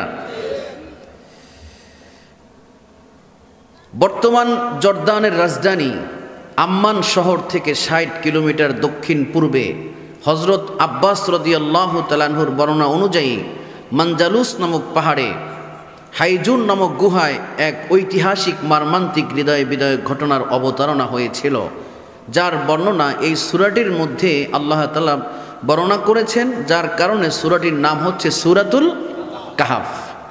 বুঝতে পারছেন সবাই? অর্থাৎ পাহাড়ের সূরা, পাহাড়ের গুহা। সম্মানিত ভাইয়েরা, সূরা কাহাফের আগের সূরার নাম হচ্ছে সূরাতুল বানি ইসরাঈল, আর পরের সূরার নাম হচ্ছে কাহাফ।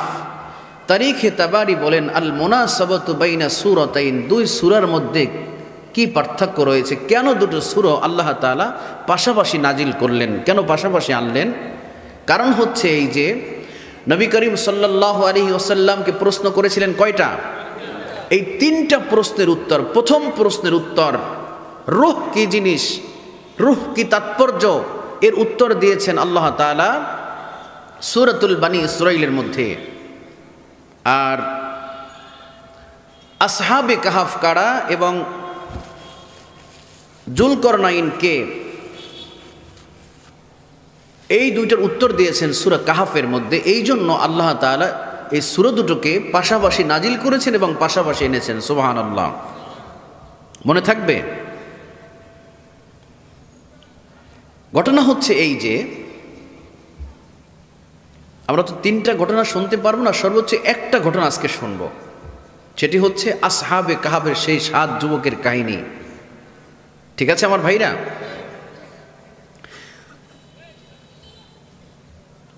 আজকে থেকে ৬,০০০ বছর আগে পৃথিবীতে একজন বাদশা ছিলেন, নাম ছিল বাদশা তাকিয়ানুস। তিনি তার জনগণকে মূর্তি পূজা করার জন্য বাধ্য করেছিল। শুনতেছেন কথা? মূর্তির সামনে মাথা নত করার জন্য বাধ্য করেছিলেন, চেতনার নামে, মুক্তিযুদ্ধের নামে, স্বাধীনতার নামে, নেতার নামে। আমাদেরকেও ঠিক ৬,০০০ বছর পরে ২০০৮ সাল থেকে পর্যন্ত আমাদেরকে রাস্তার মোড়ে মোড়ে মূর্তি বানিয়ে আমাদেরকে মূর্তির সামনে মাথা নত করার জন্য বাধ্য করেছিল। আমাদেরকে হিন্দুস্থানের একটি অঙ্গরাজ্য বানানোর জন্য আমাদের পাঠ্যপুস্তকের মধ্যে রামবাবুদের চট্টোপাধ্যায়, বঙ্গোপাধ্যায় আর উপাধ্যায় ঠাকুরের কবিতা গল্প দিয়ে ভরে দিয়েছিল।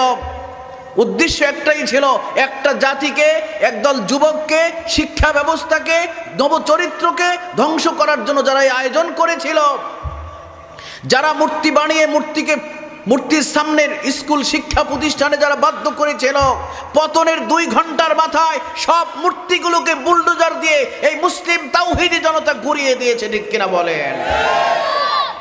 আমরা মূর্তিকে মানি না, আমরা মূর্তি ভাঙার জন্য এসেছি, মূর্তি গড়ার জন্য আসিনি।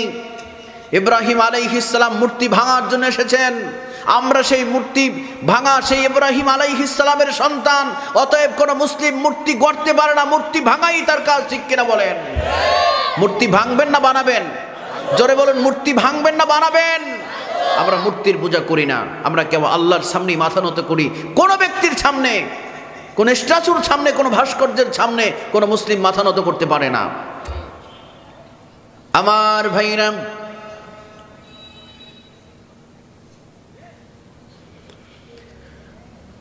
বাদশা তাকিয়ানোস মানুষদেরকে, জনগণকে, গোটা রাজ্যের জনগণকে মূর্তির সামনে যখন মাথা নত করার জন্য ব্যস্ত,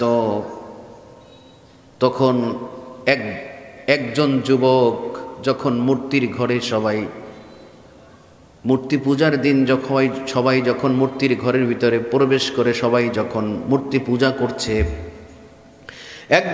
একজন যুবকের অন্তরের মধ্যে ডাক দিয়ে বসল, আমি স্রষ্টার সৃষ্টি, আমি সৃষ্টি হয়ে কেন সৃষ্টির সামনে মাথা নত করব?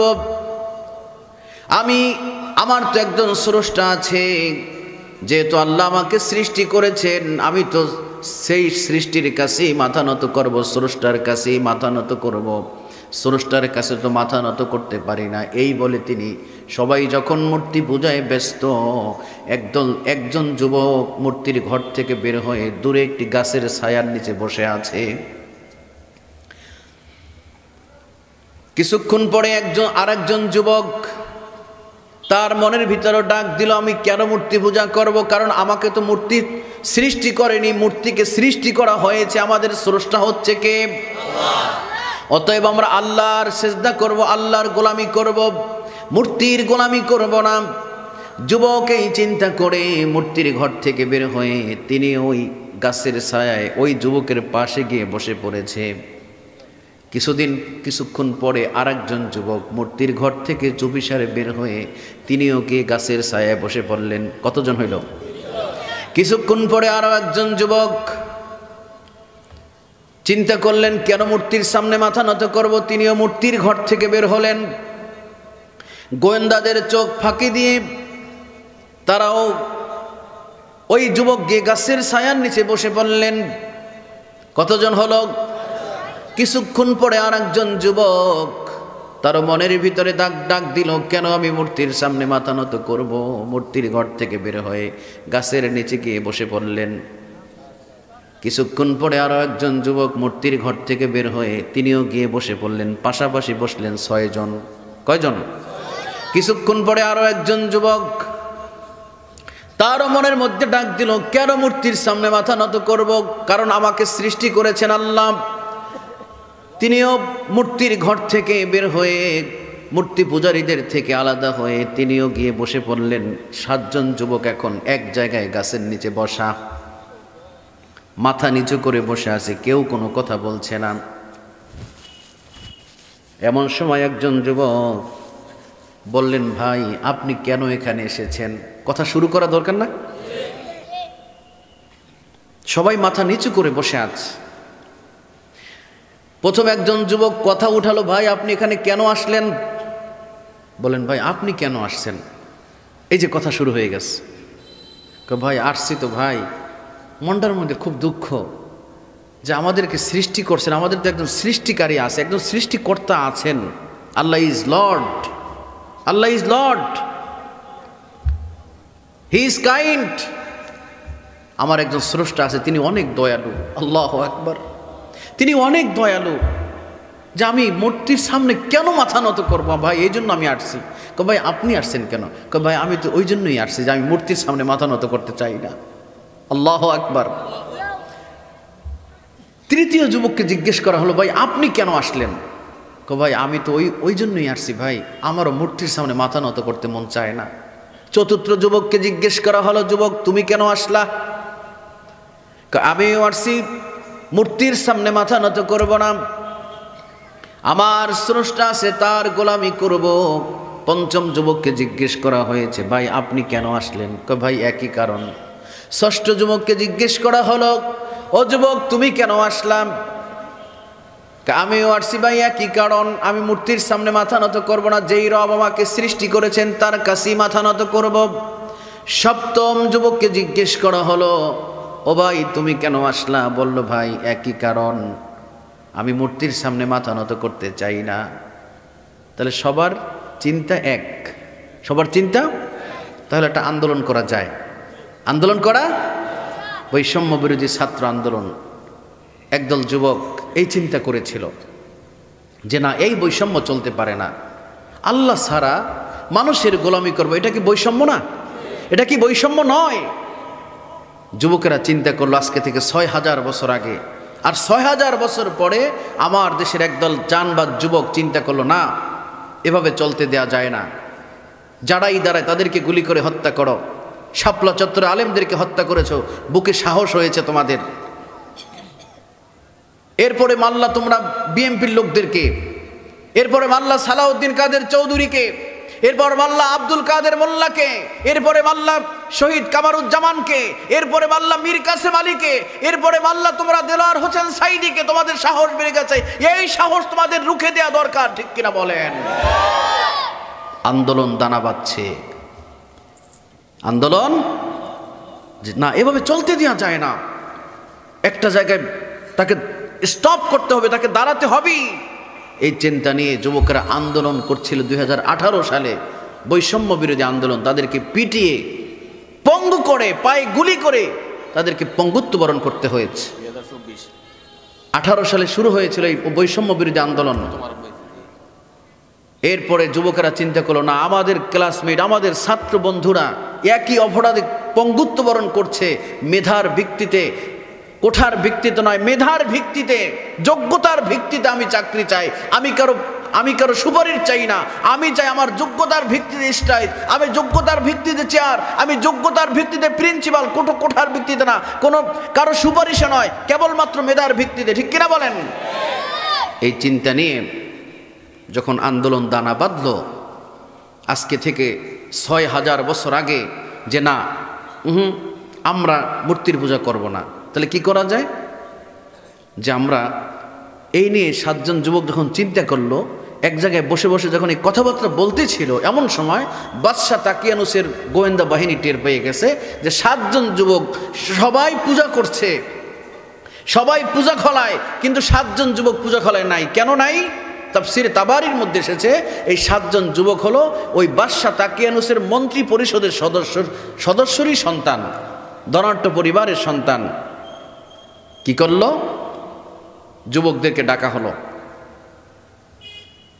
ডিবি হারুন, এই গোয়েন্দা বাহিনীর এই বদমাইশ, তাদেরকে ধরলেন, ধরে নিয়ে আসলেন রাজ দরবারে, বাদশাহ তাকিয়ানুসের দরবারে।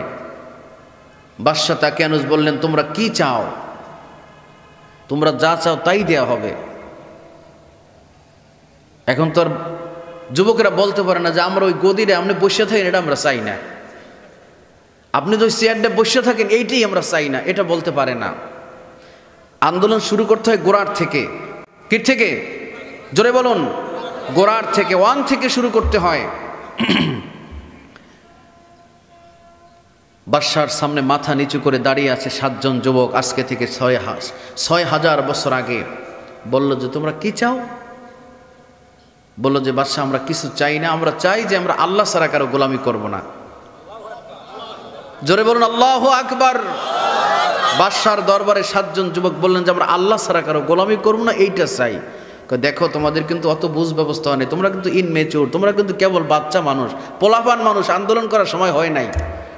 কি বলছে না? আন্দোলন করার সময় হয় নাই। তাহলে কি করতে হবে?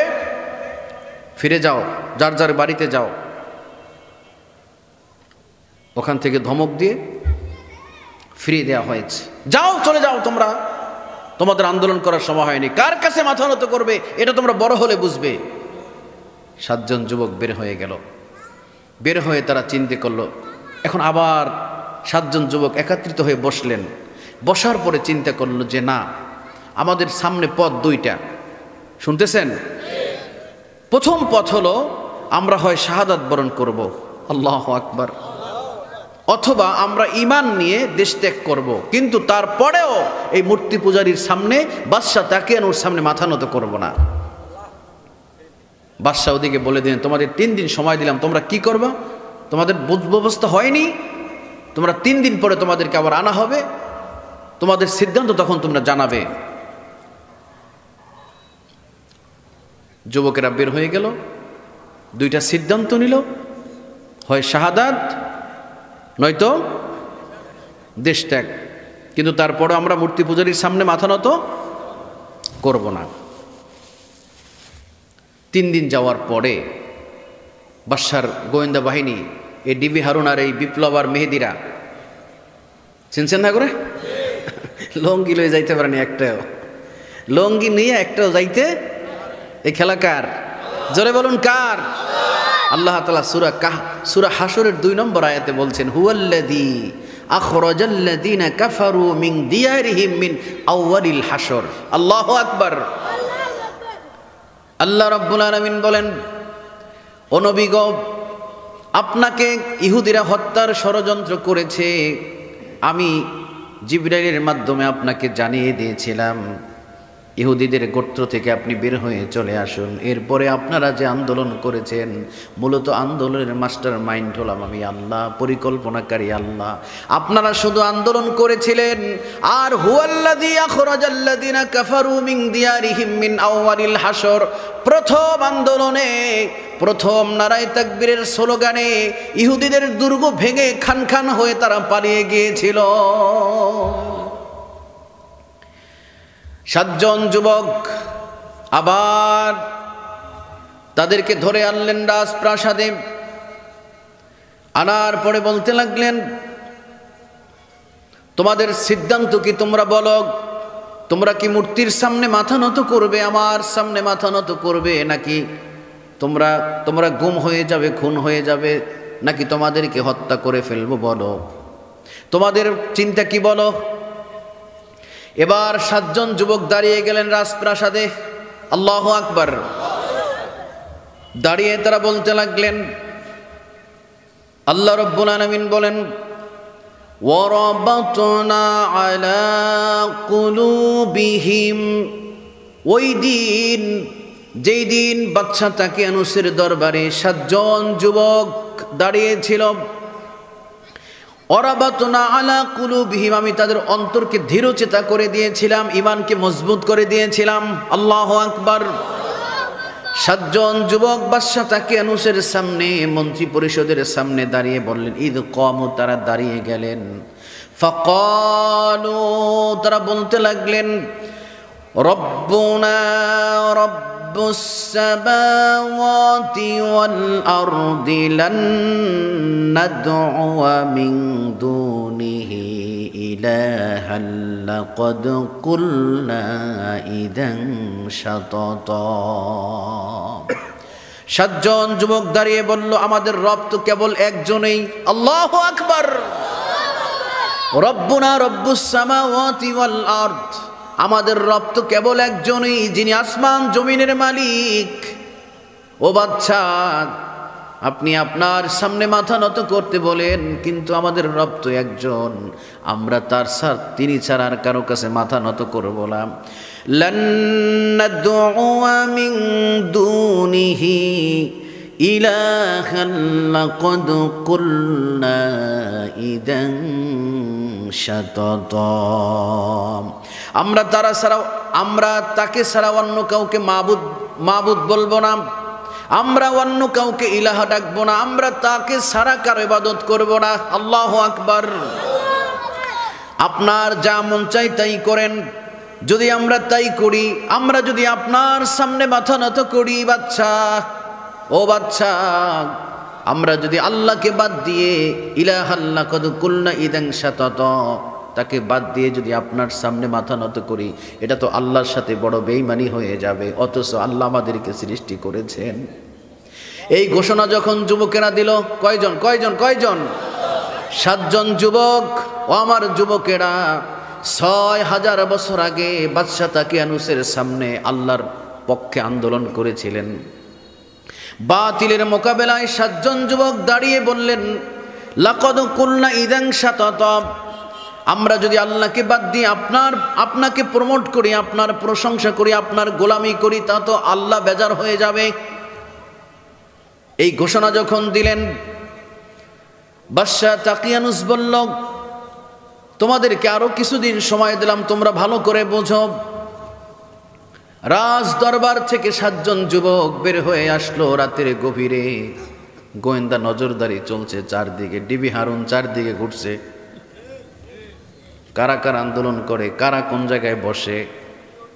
2 জন হুজুর এক জায়গায় বসিয়া যদি মিলাদও পড়ে, এখানে বোমা বানানোর ষড়যন্ত্র চলছিল না?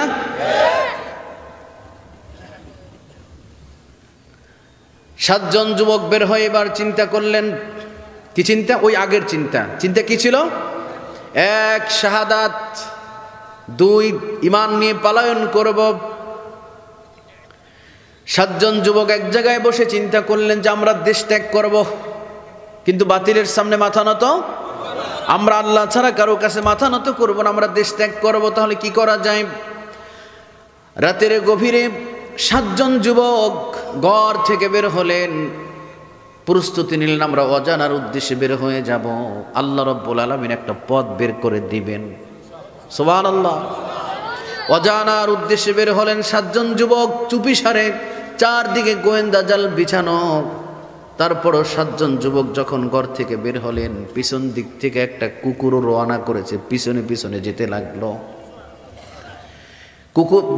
যুবকেরা যাচ্ছে পালিয়ে, কিন্তু কুকুরের অভ্যাস হলো আর একটা কুকুর দেখলেই ঘেউ করে ওঠে।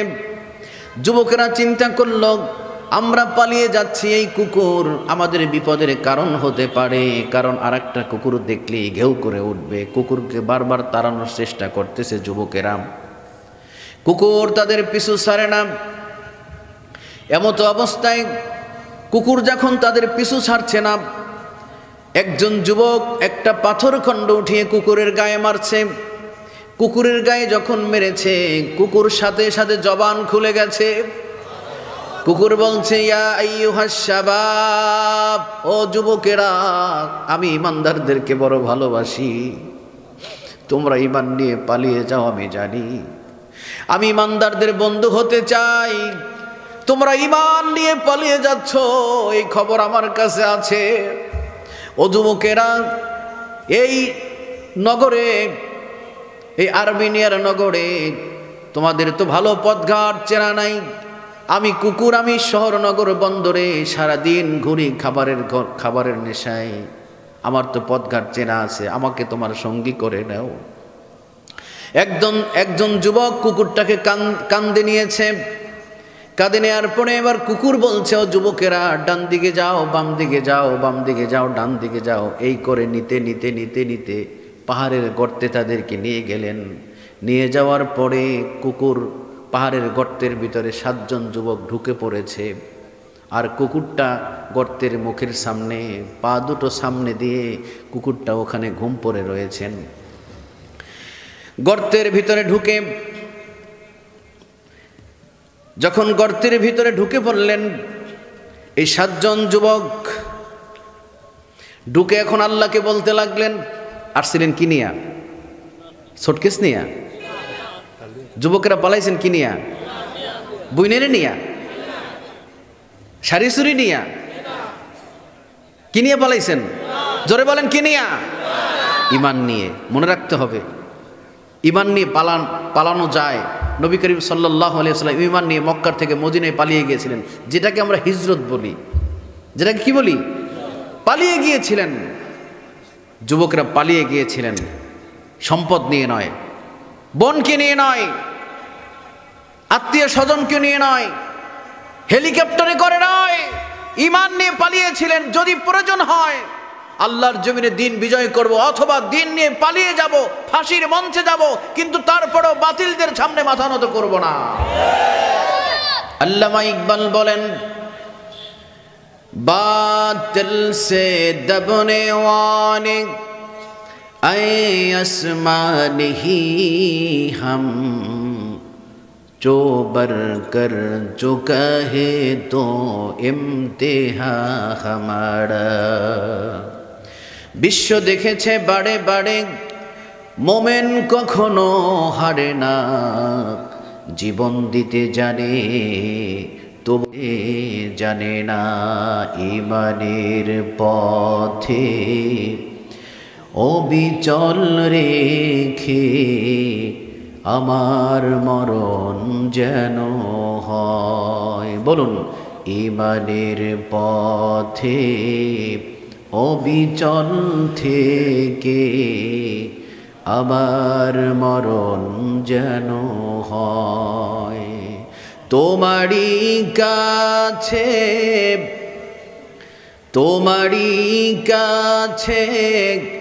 মিনতি আমার, ও গো মহামহিময়।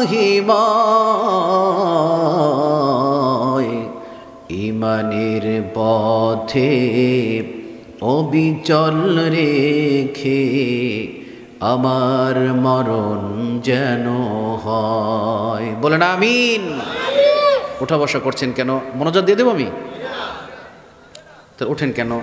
খুব বেশি হাজত হলে আপনারা সেরে আবার চলে আসবেন ইনশাআল্লাহ। ঠিক আছে ভাই? কষ্ট আমার বেশি না আপনাদের বেশি? আমার বেশি না? তা আপনারা যদি আমাকে রেখে চলে যান, আমাকে দাওয়াত দিয়ে আনছেন, খুব কষ্ট করে আসছি, এখন আসার পরে আমাকে বসাই যদি আপনারা চলে যান, তাহলে এটা কি হয় ভাই? এজন্য আপনারা যান। আপনারা যদি যান তাহলে আমি আগে চলে যাব। প্রিয় ভাইরা, গর্তে ঢুকলেন, পাহাড়ের গর্তে, এই কাহাফের মধ্যে ঢুকলেন। ঢুকে 7 জন যুবক এখন ঈমান নিয়ে যখন চলে আসছেন, কুকুরটা পাহারা দিচ্ছে গর্তের মুখে বসে। আল্লাহু আকবার। বাচ্চারা বসো, এদেরকে বসাই দেওয়ার কেউ নাই? পাঞ্জাবি তো আমার চাইতেও বড় লাগাইছে, পাঞ্জাবিতে বেচাই মরিয়ে যাবে তো দেখা যায়। আমার ভাইরা, ঈমান নিয়ে যখন পালিয়ে গেলেন, গর্তে যখন ঢুকলেন, এখন ঢুকে এখন বলতে লাগলেন যুবকেরা, কি বলতে লাগলেন? ইয আওয়াল ফিতনাতু ইলাল কাহফি। যুবকেরা যখন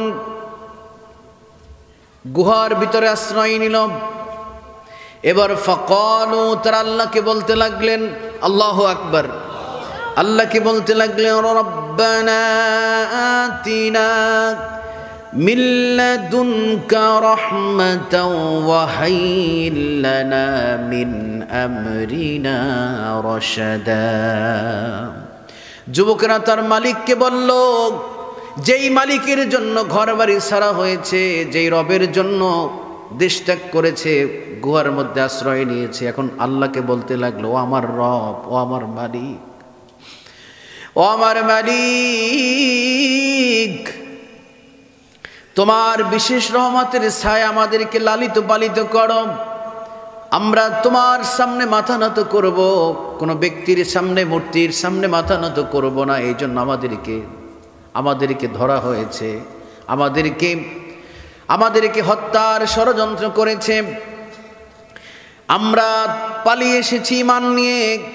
এখন তুমি তোমার রহমের চাদরে আমাদেরকে ঢেকে দাও, এবং তুমি আমাদের ব্যাপারে আমরা যে সিদ্ধান্ত নিয়েছি, আমরা যে চিন্তা করেছি, আমরা যে পরিকল্পনা করেছি, এই পরিকল্পনাকে তুমি ঠিকঠাক করে দাও।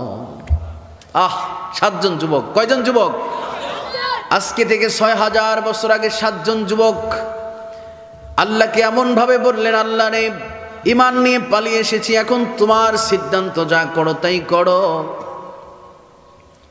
আল্লাহ রাব্বুল আলামিন যখন আল্লাহর কাছে সাহায্য চাইলেন, এবার আল্লাহ রাব্বুল আলামিন বললেন, ফাদরাবনা আলা আযানিহিম ফিল কাহফি সিনিনা আদাদা। আমি তাদেরকে গুহার ভিতরে থরে থরে, গুহার মধ্যে তাদেরকে এমনভাবে নিদ্রামগ্ন করে দিয়েছিলাম, এমনভাবে ঘুম পড়িয়ে দিয়েছিলাম, এক ঘুমে এই যুবকেরা 309 বছর পর্যন্ত কাটিয়ে দিয়েছে। আল্লাহ রাব্বুল আলামিন বলেন, সুম্মা বা'আসনাহুম লিনা'লামা আইয়ুল হিসবাইনি আহসা লিমা লাবিসু আমাদা। তারপর আমি তাদেরকে 309 বছর পরে তাদেরকে উঠিয়ে দিয়েছি, জাগ্রত করে দিয়েছি, এটা জানার জন্য যে দুই দল, এক দল ছিল বাতিল আর এক দল ছিল হকের পক্ষে, কোন দলটা সঠিক এটা বোঝাবার জন্য আমি আল্লাহ তাদেরকে ঘুম থেকে জাগিয়ে দিয়েছিলাম। যুবক, তোমাদেরকে নষ্ট করার জন্য, এই যুব চরিত্রকে ধ্বংস করার জন্য, যুবকরা যাতে আল্লাহকে চিনতে না পারে, আমার পার্শ্ববর্তী দেশ ভারত, এই দেশ থেকে আমার দেশের সীমান্ত দিয়ে আসতো ইয়াবা, ফেন্সিডিল, তারিন, কোকেন, নেশাদ্রব্য, যত প্রকার নেশাদ্রব্য, যত প্রকার নীল ছবি, সব এই ভারত থেকে বাংলাদেশের যুব চরিত্রকে ধ্বংস করার জন্য শিক্ষা ব্যবস্থাকে ধ্বংস করা হয়েছিল। ঠিক কিনা বলেন? একজন দার্শনিক বলেছে, তোমরা যদি জাতিকে ধ্বংস করতে চাও, একটা জাতিকে যদি সমূলে উৎপাদন করতে চাও, তাহলে 3টা জায়গায় হাত দাও। 1, যুব চরিত্র; 2, শিক্ষা ব্যবস্থা; 3, কালচারাল অ্যাটাক, সংস্কৃতি। সংস্কৃতি, ভারতীয় সংস্কৃতি দিয়ে আমাদের দেশটাকে ডুবানো হয়েছিল। ঠিক কিনা বলেন? সারেগামার পাদানিশা আর মূর্তি পূজা, কিভাবে মূর্তি পূজা করতে হয়, কিভাবে গরুর পূজা করতে হয়, এই পূজা আমাদেরকে শেখানো হয়েছিল 15টা বছর। এবং আমাদেরকে আল্লাহ তাআলা বলছেন, ওয়ালাকাদ কাররামনা বানি আদম, আমি আল্লাহ তাআলা বানি আদমকে বানিয়েছি, শ্রেষ্ঠত্বের মানদণ্ডে শ্রেষ্ঠ করে তৈরি করেছি। এই মানুষকে এই ভারতীয় রদের পরিকল্পনা অনুযায়ী ধর্মনিরপেক্ষতাবাদীদের কাঁধে ভর করে এই ভারতের 5টা গোলামেরা আমাদের দেশের এই মানুষদেরকে, মুসলমানদেরকে, এদেরকে হেয় করতে করতে এমন পর্যায়ে নামিয়েছে যে আমাদেরকে তারা বানরের জাতি হিসাবে মানুষের সামনে পাঠ্যপুস্তকে পড়ার জন্য বিশ্ববিদ্যালয়ে পাঠ্যপুস্তকে দিয়েছিলেন। ঠিক কিনা বলেন? আমাদেরকে বলেছিল চার্লস ডারউইনের সেই থিওরি অফ এভলিউশন, আমরা মানুষ থেকে নয়, আমরা বানর থেকে এসেছি, আমরা বানরের জাতি। আমরা কি বানরের জাতি? একদিকে কালচারাল অ্যাটাক, আর একদিকে এই যুব চরিত্র ধ্বংস করার জন্য আমাদের দেশে ইয়াবা, ফেন্সিডিল। কিন্তু যুবকেরা 24-এর গণ আন্দোলনে দাঁড়িয়েছে, থমকে দাঁড়িয়েছে যে না, এভাবে চলতে পারে না। যুবকদেরকে নেশায় বুত করে দেওয়া হয়েছিল, কিন্তু যুবকরা নারায়ে তাকবীরের স্লোগান দিয়ে আল্লাহর জমিনকে হানাদার মুক্ত রাখার জন্য যখন জেগেছিল, তখন এই ভারতের 5টা গোলামেরা যারা এই দেশটাকে ধ্বংস করতে চেয়েছিল, তারাই পালিয়ে গিয়েছে। ঠিক কিনা বলেন? যুবকরা পালিয়ে যায়নি।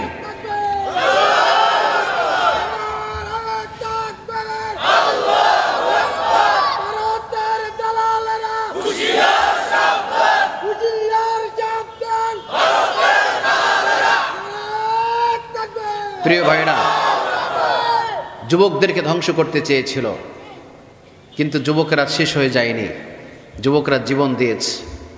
তোমাদেরকে হাজারো সেলুট, হাজারো সালাম।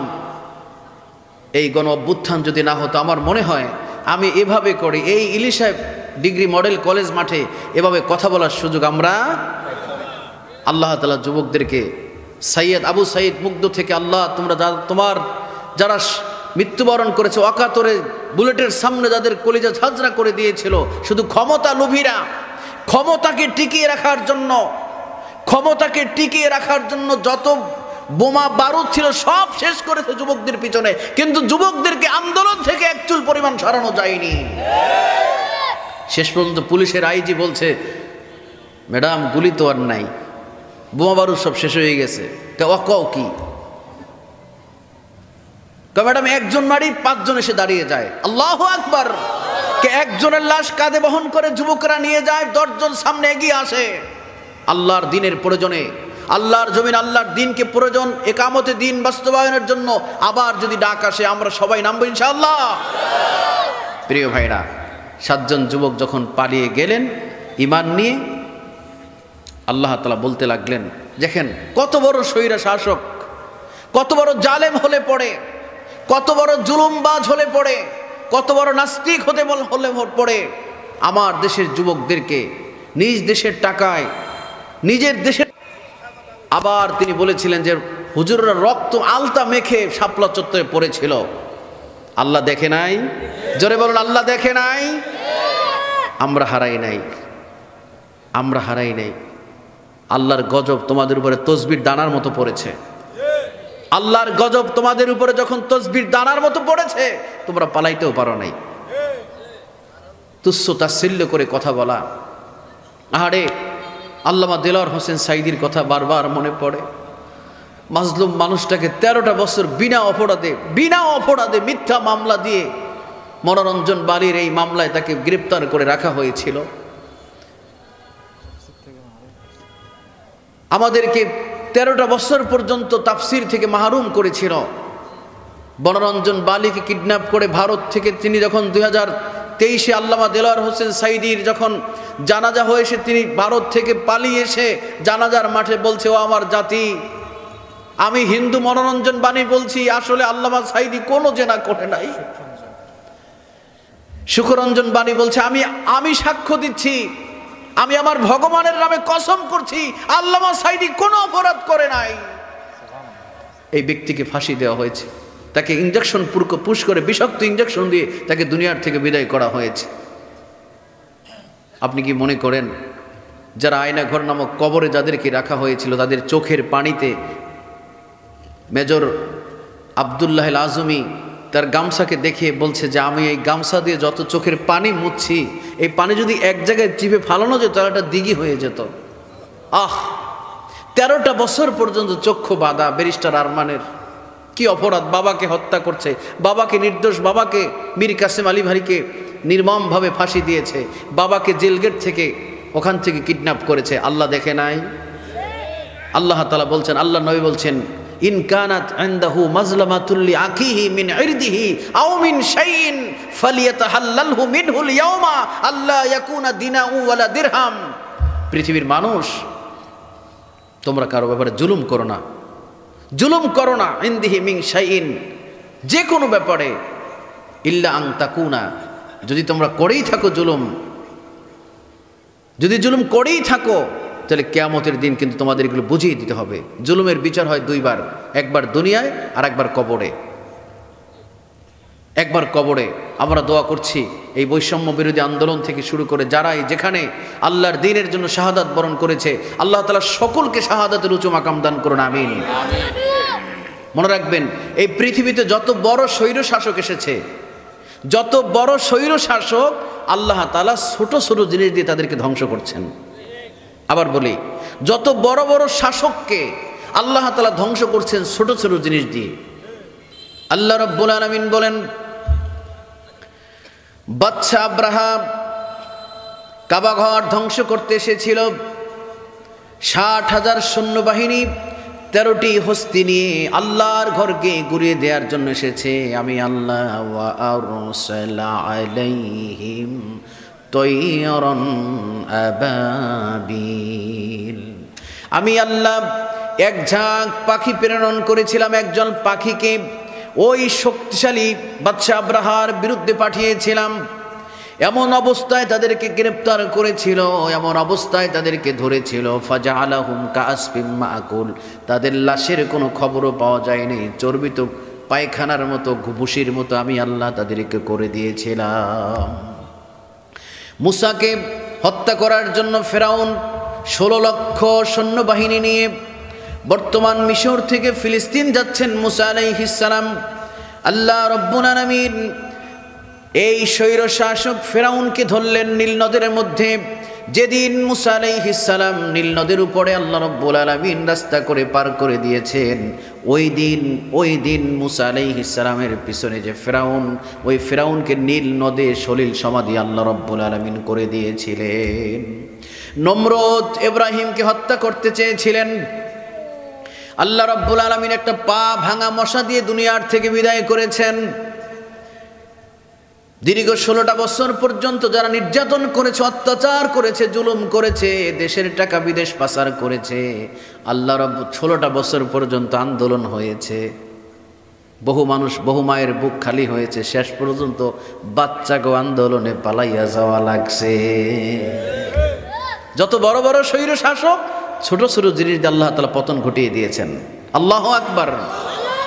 ওই 7 জন যুবক, শেষ করতে হবে, একেবারেই কাছাকাছি আমি চলে আসছি, যখন পাহাড়ের গর্তে ঢুকলেন, 309 বছর যখন ঘুমে রইলেন, ঘুম থেকে আল্লাহ তাআলা উঠালেন।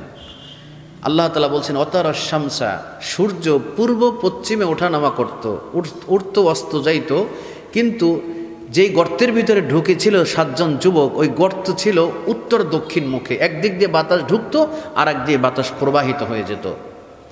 আর এই রৌদ্র এই 7 জন যুবকের গায়ে লাগেনি, এজন্য যে রৌদ্র লাগলে শরীর শুকিয়ে যাবে। এমনকি আমি আল্লাহ তাআলা বলছেন আমি এমনভাবে হেফাজত করেছিলাম যে একটা পিপিলিকা তাদেরকে কামড় দেয়নি, কারণ পিপিলিকা যদি কামড় দেয় তাহলে ঘুম ভেঙে যেতে পারে। আল্লাহু আকবার। আমি তাদেরকে হেফাজত করেছিলাম। এরকম হেফাজত করে 309 বছর পরে যখন আমি তাদেরকে উঠালাম, উঠানোর পরে এই 7 জন যুবক যখন উঠলেন তখনই ক্ষুধা পেয়েছে।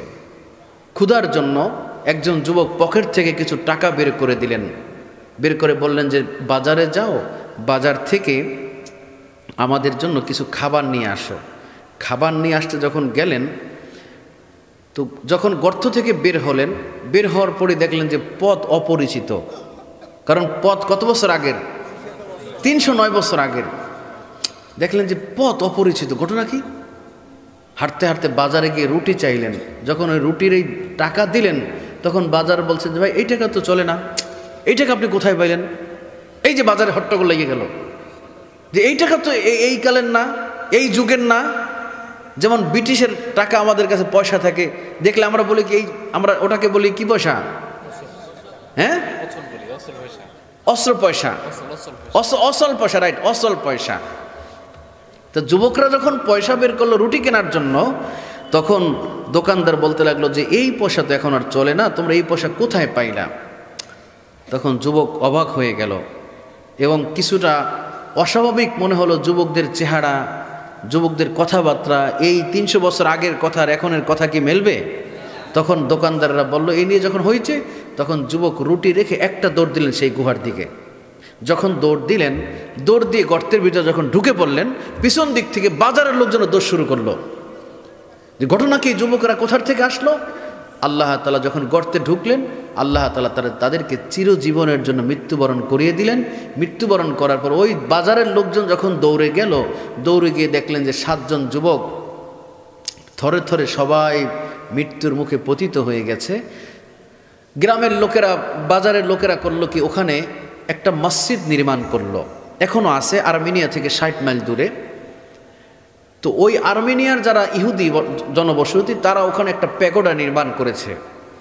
যারা খ্রিস্টান তারা একটা এখানে গির্জা নির্মাণ করেছে। এখন 3 ধর্মের লোকেরাই ওখানে পূজা করে, ওখানে নামাজ পড়ে। যারা মুসলমানেরা ওখানে নামাজ আদায় করে, খ্রিস্টানরা ওখানে প্যাগোডায় প্রার্থনা করে, ইহুদিরা প্যাগোডায় প্রার্থনা করে, আর খ্রিস্টানরা গির্জায় প্রার্থনা করে। এভাবে করে চলছে। যখন এই অবস্থা দেখলো যে 7 জন যুবক, ওই পয়সা তখন বাজারের লোকজন বের করলো, মুরব্বীরা বের করে বলল যে এই পয়সা তো 300 বছর আগের পয়সা। খোঁজ নিয়ে জানা গেল 300 বছর আগে কে ছিল ক্ষমতায়? যে বাদশাহ তাকিয়ানুস। এই তাকিয়ানুস কি করছো? তাকিয়ানুস মানুষদেরকে মূর্তির সামনে, নিজের সামনে মাথা নত করতে বাধ্য করত। আর এই যুবকেরাই ঈমান নিয়ে পালায়ন করেছিল, আর পালায়ন করে তারা এই গর্তের ভিতরে ঢুকেছিল। এই কথা মনে করে তারা ওখানে একটা রকিম বলা হয়, যে যেমন কবরস্থানে আপনারা নিম প্লেট লাগান না, যে কে মারা গেছে এখানে, কার কবর এখানে, যে তারা একটা রকিম, একটা নিম প্লেট লাগিয়ে ওটাকে মুখটাকে বন্ধ করে দিয়ে, যাতে করে আবার কোনো জালেম শাসক এই লাশগুলো নিতে না পারে। আরে আমার ভাইরা, আন্দোলন করছে ছাত্ররা। মাঝে মাঝে দৃশ্যগুলো এখনো আসে যে আন্দোলন করার পরে 7 জন যুবককে একটা পুলিশের গাড়িতে উঠাইছে। আরে কার মার ছেলে, দৃশ্য দেখছেন আপনারা ভিডিওতে। উঠানোর পরে নিয়ে গেছে একটা পেট্রোল পাম্পে, ওই যুবকদেরকে পোড়াইয়া দেবে। তখন পেট্রোল পাম্পের মালিকেরা বলতে লাগলো, ভাই এখানে আগুন দিয়েন না, তাহলে পেট্রোল পাম্পে আগুন লাগবে। তখন ওখান থেকে পেট্রোল নিয়ে দূরে গিয়ে ওই পুলিশের গাড়ির থেকে নামে একটা ভ্যানের উপরে উঠাইয়া ওই পুলিশের গাড়ির মধ্যে ওই 7 জন, ওই কয়েকজন যুবককে রেখে ঢেকে এরপরে পেট্রোল দিয়ে জ্বালাইতেছে। দেখছেন আপনারা? কি অন্যায় করেছিল তারা? তারা তো শুধু একটু মেধার ভিত্তিতে বাঁচতে চেয়েছিল, এইটাই তো অন্যায়। আর তোমার ক্ষমতার লালসা, তোমার ক্ষমতা চিরকাল ধরে রাখার জন্য তুমি ক্ষমতার লালসার শিকার হয়ে এদেশের দামাল ছেলেদেরকে তুমি অকাতরে গুলি করে হত্যা করেছ। মনে রাখবে, তুমি যেহেতু মানুষের মায়ের বুক খালি করেছ, তুমি যেহেতু মানুষের নির্যাতন করে করে এই দেশের মানুষদেরকে জ্বালিয়ে পুড়িয়ে শেষ করে দিয়েছ, তোমার জানাজা পড়াবার লাশ এই দেশের মানুষ খুঁজে পাবে না, ঠিক কিনা বলেন? আসুন ভাইরা, ঈমান নিয়ে আমরা বাঁচতে চাই। কি নিয়ে বাঁচতে চাই?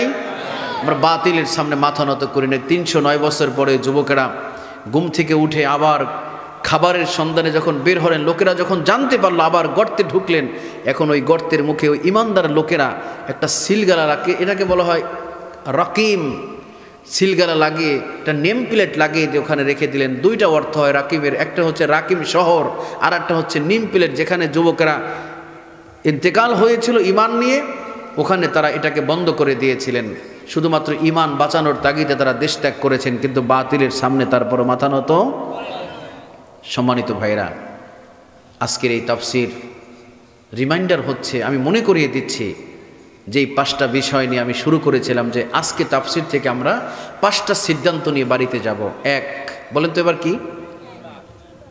মানে আমার কথা আগা গোড়া এমন না যে ওই শুরু করছি ইলিশা থেকে শেষ করছি গিয়ে সরপেশন, না, মানে ধারাবাহিকভাবে একটার উপরই আলোচনা করা উচিত, তাই না ভাইরা? তাহলে যারা শ্রোতা আছে, সরল মনা শ্রোতা যারা আছে, শ্রোতা মুরব্বীরা যারা আছে, তারা কিছু কথা নিয়ে যেতে পারে, তাই না? এবার আসুন আমরা কি শিখলাম এই তাফসির থেকে। 1 নম্বর যেটা শিখেছি, 5টা বিষয় সিদ্ধান্ত নিয়ে বাড়িতে যাব, মনে আছে না? 1 নম্বর হলো ইমানিয়াত। আমার ইমান যেন বেঈমান আমাকে ভয় করে, আমার ইমান আমার সাহসিকতা দেখে, মনে থাকবে? 2, বলেন তো কি? তাহারাত, নিজে পবিত্রতা অর্জন করা, নিজে যদি পবিত্র হতে পারি তাহলে জমিনকে পবিত্র করতে পারবো। 3, সামাহাত, 0 টলারেন্স, ধৈর্য সহ্য ক্ষমতা, আপনার উপরে নির্যাতন আসবেই।